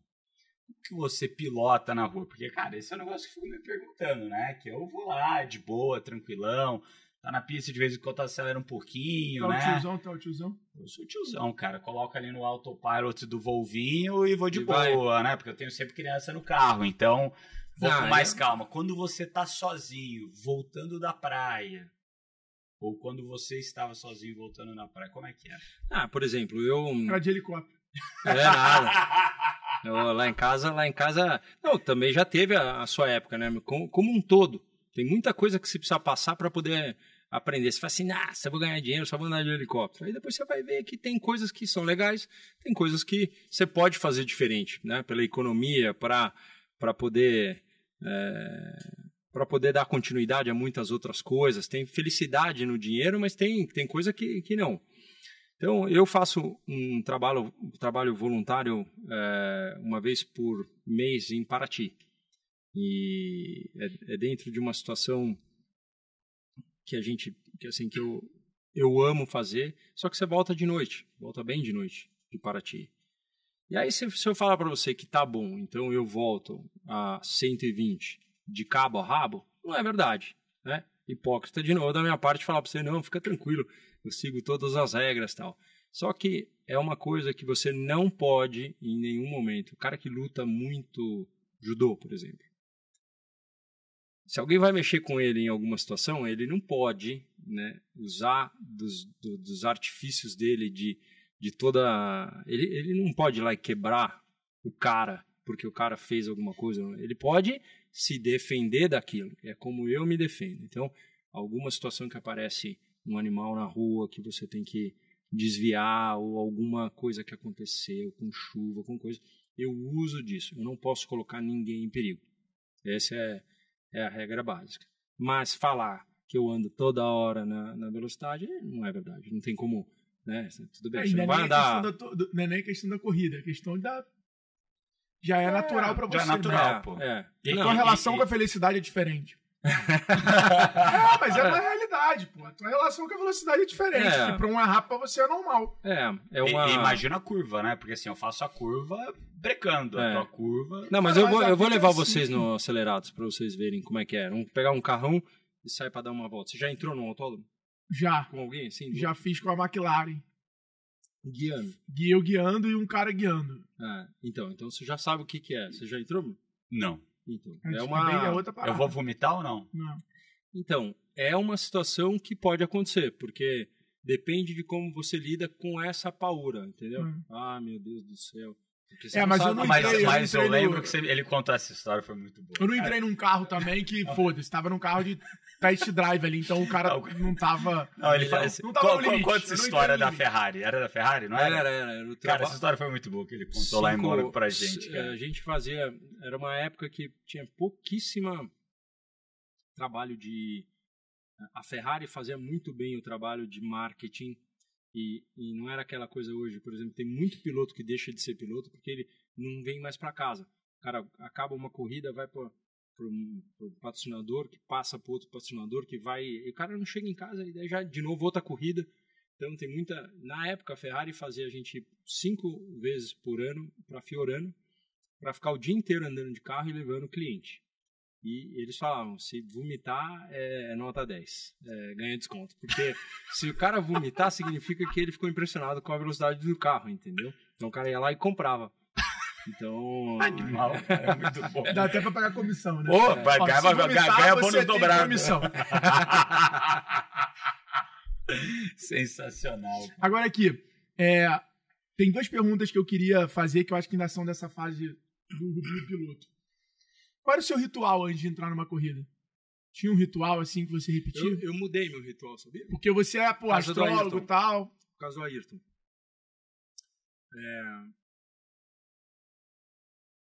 Todo movimento que te traz emoção, né? Tudo. Você pega qualquer momento do seu dia. O telefone toca, alguém que você gosta, mas ela tá... Eu falei ela porque geralmente vem de uma situação assim, namorada ou esposa, ou que vem e tá na emoção. Se você devolve na mesmo tipo de emoção, pode rolar uma intriga, né? Então, a emoção, ela não pode estar no momento que antecede uma corrida, ou momento de decisão, né? Eu falo de novo, aí de algum tempo atrás, a gente viu medalhista, né? Aquela... que disputou com a Rebeca, que chegou... Uma Rebeca ganhou... A Billy, é uma americana. Isso, a Simone. E aí... Simone Biles. Eu falo a Biles, ela chegou e falou... português. Ela falou assim, o cara conseguiu ver a boca dela. Ela falou assim, you got this. Você mandou bem, né? Então, quando ela fala isso, ela tá falando pra ela sem emoção. You got this. Você tá... Só vai lá e faz aquilo que você treinou para fazer, né? A gente sempre fala, quantas vezes a gente chegou para fazer uma prova e você não tinha estudado, tal, não sei o que, fica meio naquele desespero, tal, você não está preparado. Tira o que tiver que tirar e depois você vê. Se você se preparou para aquilo, o que pode te derrubar? A cabeça. E a cabeça é enchida de emoção. E eu falo que o Ayrton mudou isso, porque depois que o Ayrton foi embora, eu me senti meio sozinho, cara. Me senti muito sozinho num momento em que o Brasil não cooperava. Meu pai, minha mãe, minha irmã, minha família olhava para mim com aquela meio dosinha, sabe? Aquela coisa que você não quer sentir aquilo, mas eu sentia no olhar deles que eles estavam... Tomara que dê tudo certo e tal. E essa era uma coisa que também me derrubava, né? E foi nisso que eu tive que conversar com eles tal, e eu fiquei muito sozinho. Por isso que eu falei do náufrago. E eu ficava escutando música antes de entrar no carro. E tinha muita música. Tinha uma música do Bon Jovi que chamava Always, que era uma música que... O que aconteceu? O Ayrton, em Adelaide, esteve Adelaide é uma cidade da Austrália bem, bem pequenininha, assim, que, puta, era uma festa, um negócio, e os caras fizeram uma coisa magnífica. O ano de 93 levaram a Tina Turner e, assim, todos os mecânicos, pilotos, toda a Fórmula 1 e mais algum público podia entrar. Cara, era um baita de um show. O ano seguinte, o Ayrton já tinha morrido, ele não estava lá, e foi o Bon Jovi. E, cara, eu senti na pele a emoção de ter, pô, cara, será que ele ia ter gostado tanto quanto a Tina Turner, uma coisa mais jovem, mas será que... Eu fiquei naquilo. E depois eu escutava a música, me levava a isso, essa emoção, entendeu? E eu tinha ela no meu playlist, cara. Eu tinha ela como uma música que eu sempre gostei de ouvir, mas antes da corrida não estava funcionando. Então, o que é que eu faço hoje em dia, depois de tanta experiência? É você respirar e saber que os 5 minutos que você vai entrar no carro precisa de um momento seu, que seja, naquele momento você precisa ouvir uma música, beleza. Você precisa rezar, beleza. Você precisa entrar no carro um pouco antes, porque tem muita gente em volta de você, que é um esporte desse, né? Você estava falando isso, né, quando você estava me apresentando, você estava falando disso.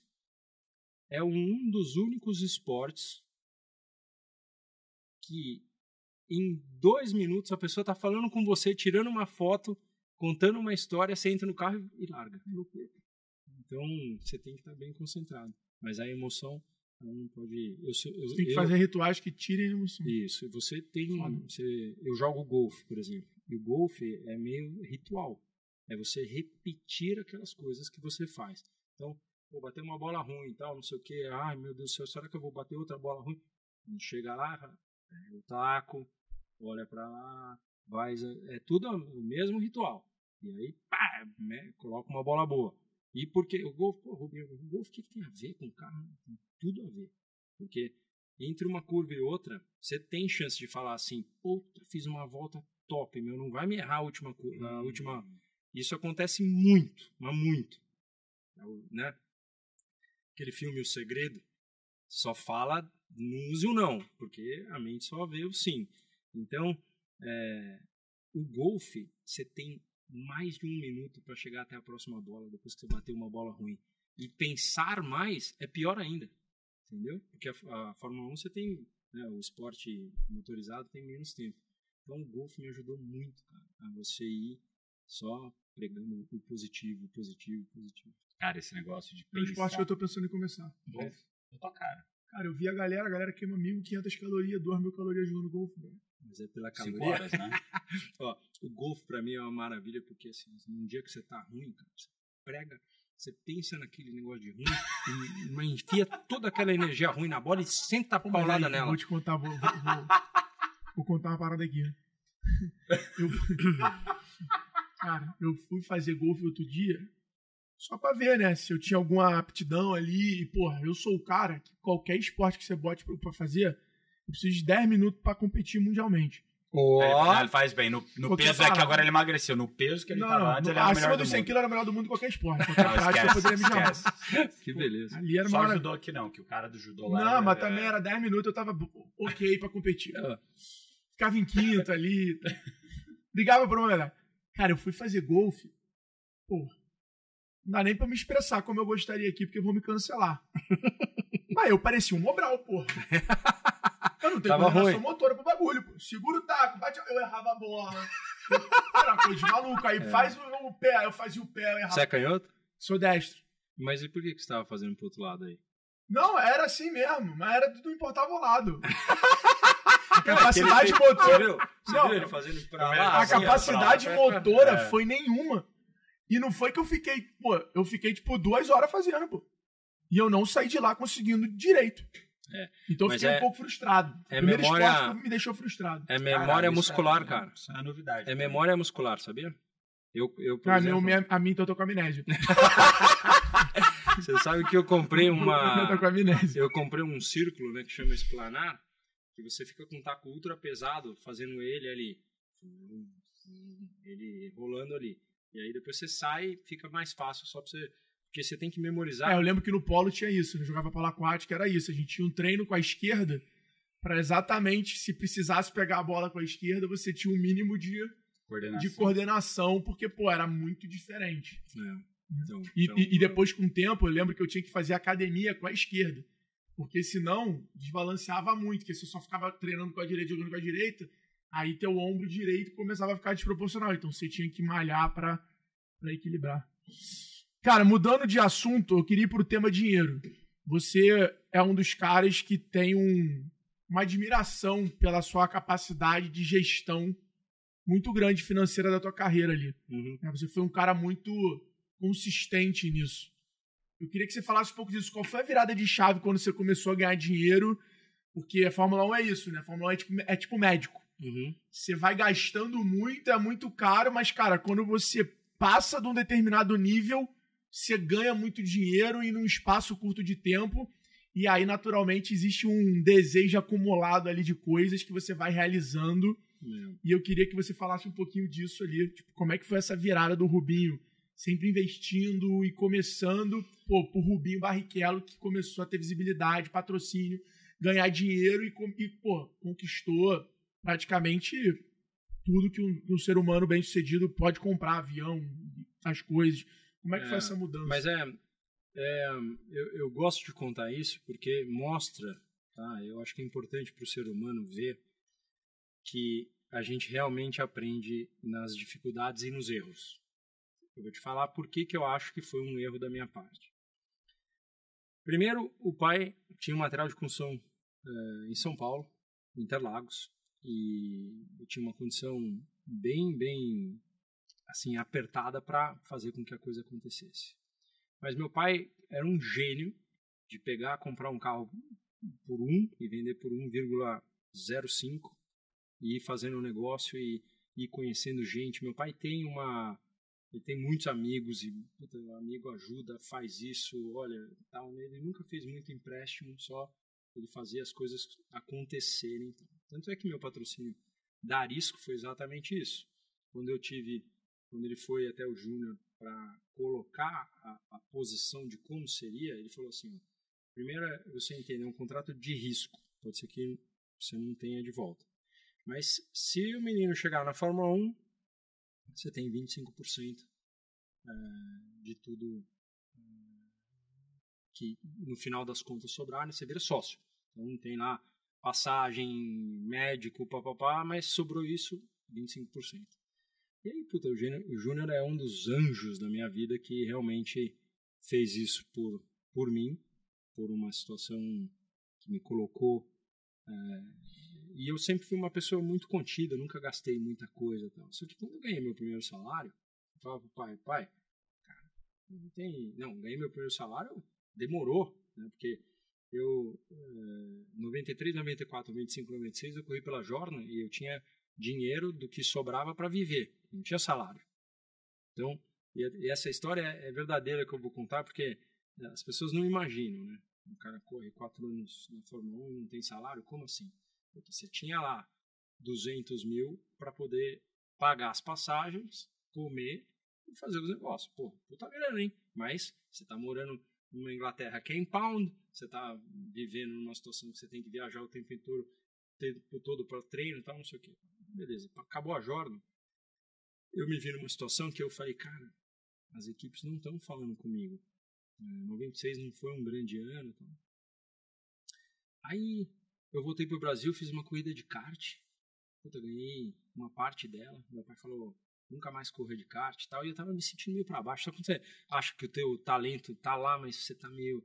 E aquela prova me jogou. Assim, eu voltei pra Fórmula 1. Voltei emocionado, cara. De novo, toda aquela energia e tal. Você precisa essas coisas que aparecem, né? Intuito, aquela coisa toda. Aí veio o contrato da Tyrrell, da Sauber e da Stewart. Falei, estamos ali, não são equipes de ponta, mas são equipes boas, né? E a Stewart eu queria porque era a única que teria pneu Bridgestone. Aí eu fui migrando para lá, falando para o cara, olha, eu gosto dessa ideia, tal, me mostra mais disso, mostra daquilo e tal.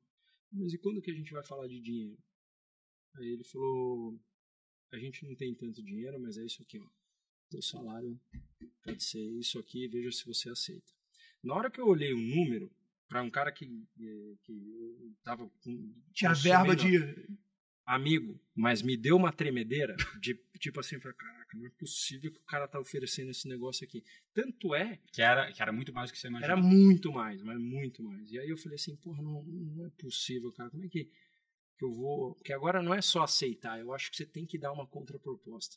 Porque não é só... isso também faz parte do business. Você saía do negócio do verba de apoio para tipo, cara, tá tudo pago e você ainda vai ter o salário. Isso. Era muito... Que antes era meio assim, você tem essa grana, administra aí. Era aí. muito mais profissional também da parte dele de falar, reconhecer o talento, pegar e vamos fazer o negócio. Só que assim, ó, você tem que estar na equipe toda hora, tal, não sei o que, você vai desenvolver esse carro. Que foi o que aconteceu. Né? Foi o desenvolvimento da Sturt. Quando eu saí para a Ferrari, o cara não queria me deixar aí. Foi maravilhoso. A minha permanência ali na Sturt foi maravilhoso. Mas aí, que eu falo? Tinha que ter uma contraproposta. E a gente falou que então o salário não era aquilo que eu esperava, mas ele me desse as laterais do boné. Não, queria o boné inteiro. Aí ele não deu o boné inteiro porque tinha que ter Sturt, ele me deu a lateral do boné. E então foi a única contraproposta que foi a coisa mais aceitável do mundo para poder fechar. Bom, dito isso, chegou um momento em que eu ia na Ferrari. Você tinha empresário ou não? Cheguei a ter empresário até um certo momento. O Ricardo Tedesco me ajudou, Geraldo Rodrigues me ajudou, o Tedesco é da Marina Tedesco hoje, não? Da Marina? Não sei. E eles te ajudavam nisso, nessas negociações? Ajudava nas negociações. É que depois eu fui ficando meio macaco velho e tal, e eu... Foi por si mesmo. Teve uma das parciais do contrato da Ferrari que eu tinha assinado, tinha lido por alguma razão, assim, não é fácil você ler um contrato desse tamanho, mas aí a cláusula 7 no meu DID, né, naquele que é o rascunho, a cláusula 7 terminava, cara, naquela página. E aí quando eu fui assinar o contrato, a cláusula 7 continuava no outro. Continuava na outra, cara. Eu falei assim, cara, isso aqui tá muito estranho. Aí eu lembro e falei assim, preciso só passar pelo advogado. E ele falou, colocaram uma frase a mais. Cara, nisso foi quando eu comecei a perceber que eu gostava de fazer minhas coisas. Então, a partir dali, eu não tive mais, assim, um especialista que olhava, porque eu tava olhando minhas coisas. Mas chegou na Ferrari, cara, tinha muita viagem. Tinha muita viagem. Mas era a terça, quarta, a quinta, e daí tinha que viajar para lá, e daí fazer outro treino, outro treino. Tu começou a ganhar grana mesmo quando tu foi pra Sturt, então? O meu primeiro salário. Ali foi quando tu começou a ganhar grana. E onde foi a virada para ficar rico? Então, mas é nisso que eu tô chegando. Eu fiquei rico quando eu cheguei na Ferrari. Beleza. Só que aí, como viajava, eu falei, quero um avião. O Schumacher tem um avião. Vou ter um avião. Cara, vou ter um avião, que era o sonho de criança, que eu não sei o quê. Cara, e foi... o ponto mais positivo do mundo é que eu estive aqui toda segunda-feira para levar meus moleques na escola. Eu não perdi uma festa junina, não perdi situações de corrida, né? A gente estava falando do meu aniversário. Aniversário era todo aniversário em Mônaco, que a gente acha... Eu falei, né? Era legal. É legal, mas, pô, a gente acha que tem aquelas festas lá. Eu nunca vi também, nunca fui. É tudo meio falcatrua, aquela festa no barco e tal. Mas, enfim, aí eu tive o avião. E realmente foi uma maravilha e tal. Mas você comprou o avião ou a Ferrari te deu um avião? Não. Foi um leasing feito que daí a gente entendeu que seria de um jeito e foi de outro. E no final... Para eu ter o avião para mim, o valor dele era maior do que o avião novo. Então, só devolve. Ali, eu perdi metade do meu império. Numa condição que eu achava que você está gastando, mas você está tendo, está entrando, está não sei o quê. Só que aquela condição do menino, que era filho do dono de material de construção, deixou de existir. Porque ali você não precisava do avião. Entendeu? Aí você fala... Mas você teve toda segunda-feira levando os moleques. Então, esta é o concurso para pensar o positivo e acabou. Mas em termos financeiros, foi só realmente quando eu me separei, né, 5 anos atrás, que foi fazer conta. Que você começa a fazer as coisas e ver, mas por que está pagando isso? Por que está pagando aquilo? E aí você começa a ter um pé no chão. Eu nunca fui muito ligado a dinheiro. Nunca fui Eu não tenho aquela coisa mesquinha de ficar com apego a isso. Mas eu também nunca achei que eu teria tanto quanto eu imaginei que eu queria chegar na Fórmula 1. Não sabia qual era o salário dos caras, não sei o que e tal.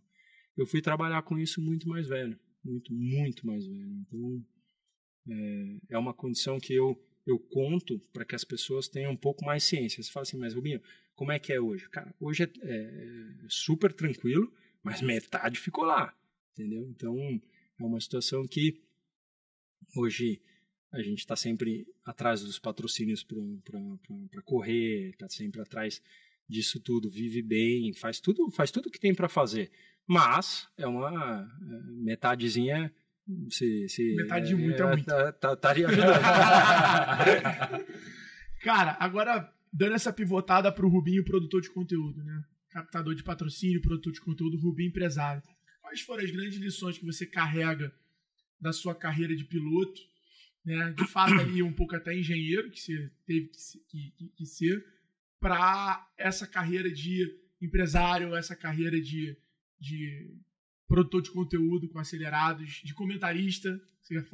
Você faz ainda, né? Não, eu hoje não, eu fiz 2 anos seguidos. Lembra? Não adorava, inclusive, fazer. Agora, o Casé TV.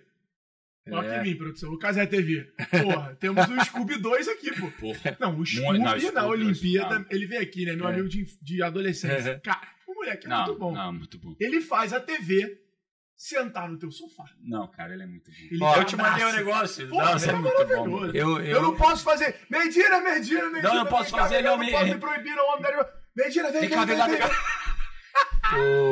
Eles o jetzinho chega, não posso dar então, dar um abraço aqui. Então é o seguinte, a gente vai no Acelerados, agora no final das Olimpíadas, quando tiver mais tranquilidade, o Scooby falou que ele quer levar um carrão dele que ele fez com uma potênciazinha a mais.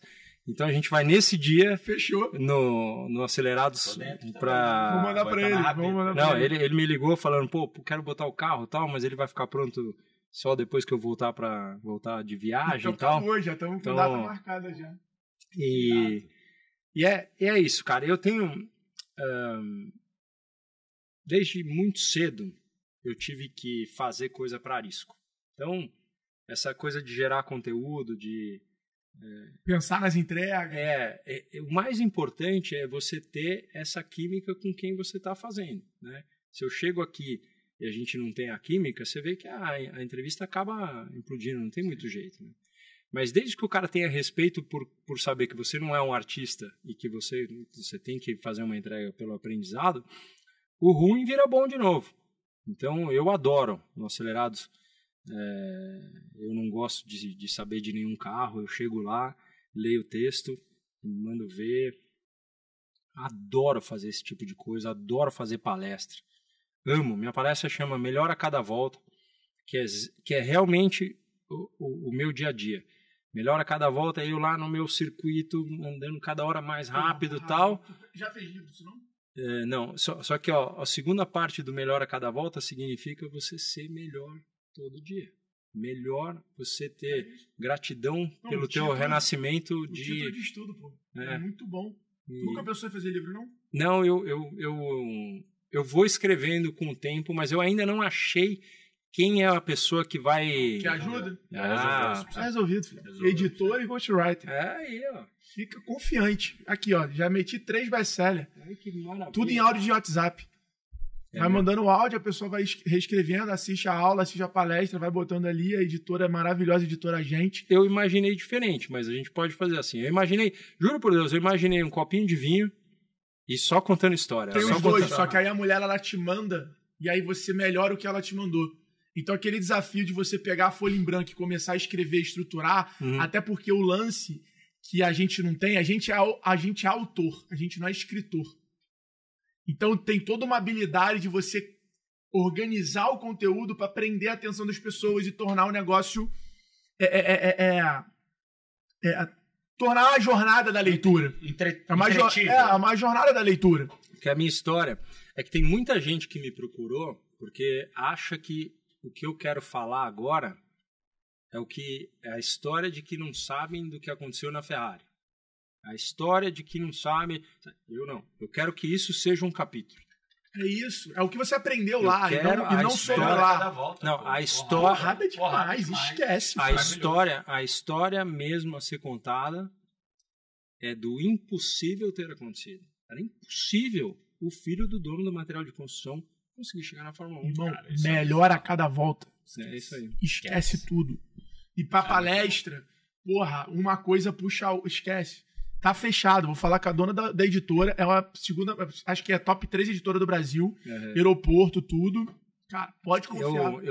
A gente tem conversado muito para fazer um documentário. Eu tenho muita vontade de contar para o Brasil a verdadeira história, né? Porque a gente sabe muita coisa que aconteceu, sabe muita coisa mesmo, né? Eu digo a verdadeira, que não é que eles sabem a mentira, é que eles não sabem muita coisa. Cara, é a perspectiva. Só tem uma perspectiva. Eu tenho muita vontade de contar, e não é tipo assim, tá bom, quer contar um negócio da Áustria? Acho que tem que ter lá. Deixou passar, tal.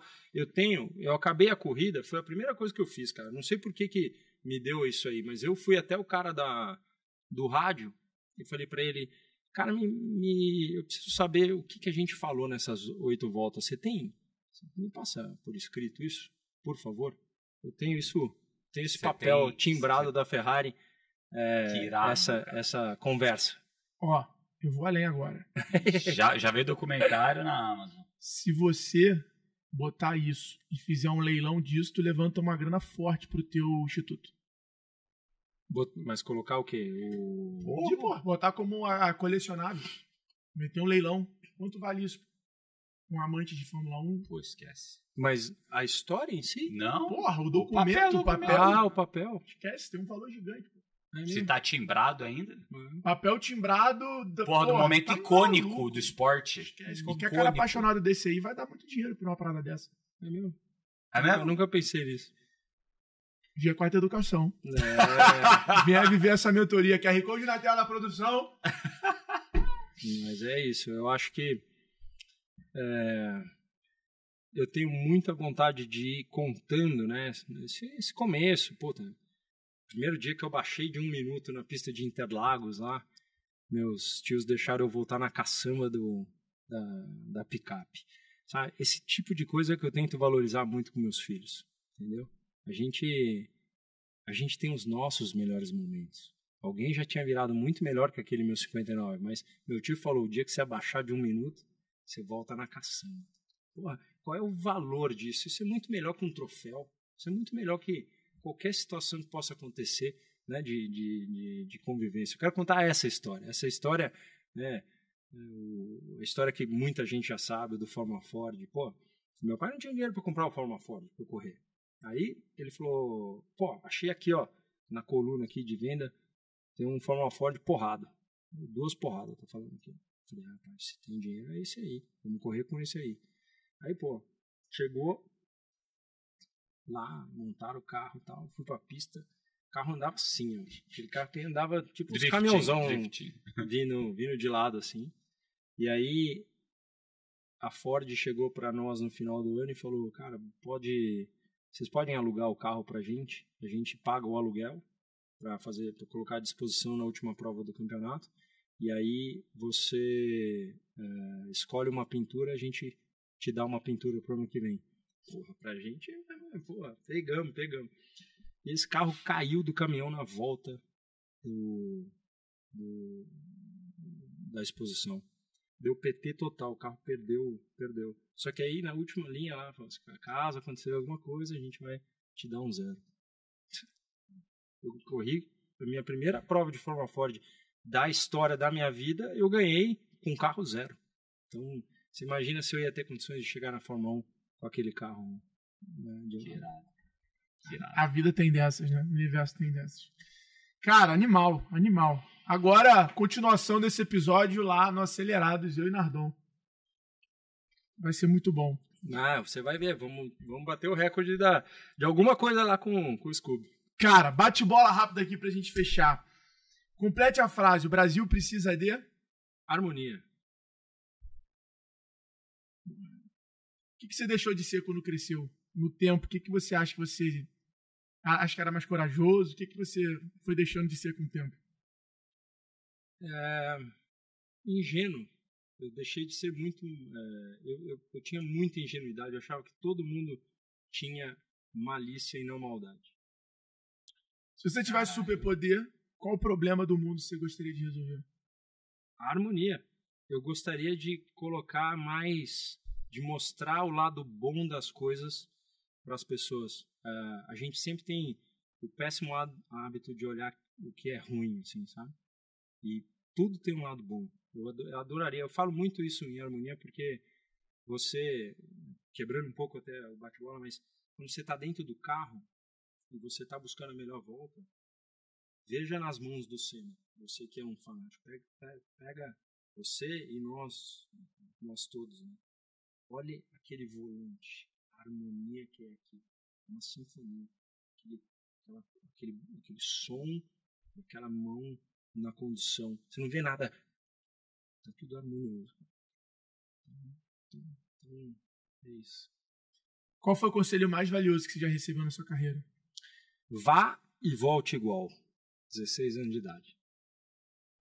Qual foi o dia mais feliz seu nas pistas? O dia, por incrível que pareça, a minha primeira vitória em Hockenheim é sensacional, mas o dia mais feliz foi ser campeão de Stock Car em 2022 com os dois moleques na pista. Foi, assim, sair do carro e aquele abraço, aquela coisa, isso é maravilhoso. E o mais triste? Olha, o mais triste eu tenho dois momentos que são tristes que me fizeram muito forte. Um é perder o Ayrton e o outro numa corrida da Hungria em 1995. Eu minto. O dia mais triste foi quando acabou a gasolina da Ferrari em São Paulo. E eu tava ganhando. Em 2003. Desculpa. É que 95 o carro falhou na saída da curva da última volta. Aquilo é muito doído. Acelerar na saída da curva. Eles estavam num momento passando por uma tecnologia que assim, não vamos fazer fumaça. Então se o motor explodir, não vamos deixar ninguém saber. Então tinha uma válvula que desligava o motor antes dele quebrar. E eu entrei na última curva, ele foi querer quebrar na danada da última curva. Eu estava em terceiro com uma jorna e morreu. O do combustível foi foda também em São Paulo. Foi muito foda, porque quando eu cheguei no box, um carro, depois da corrida, chegou lá e tal, colocaram gasolina e o carro ligou. Esse foi doído. Porque era um problema humano, né? Não era um... Mas o alegre não tem... Bate qualquer... Nunca mais vou me esquecer. Você vê que eu falo disso, começa a dar aquelas... Mas numa quinta-feira indo pra pista, eu e os dois dentro do carro assim, aí eu virei pra eles, tem aquela... Quando você chega em Interlagos, Marginal com Interlagos, né, que tem a Avon ali, eu falei pra eles, você imagina domingo de manhã a gente passando por aqui, a emoção que a gente não vai estar, ver se a gente vai ganhar o campeonato, mas deu uma tremedeira nos dois. Falou, para pai, pelo amor de Deus, pô pai, nem pensa nisso, porque domingo vai ser fogo, pelo amor de Deus, pela emoção de querer alguma coisa tão forte assim pelo pai, sabe?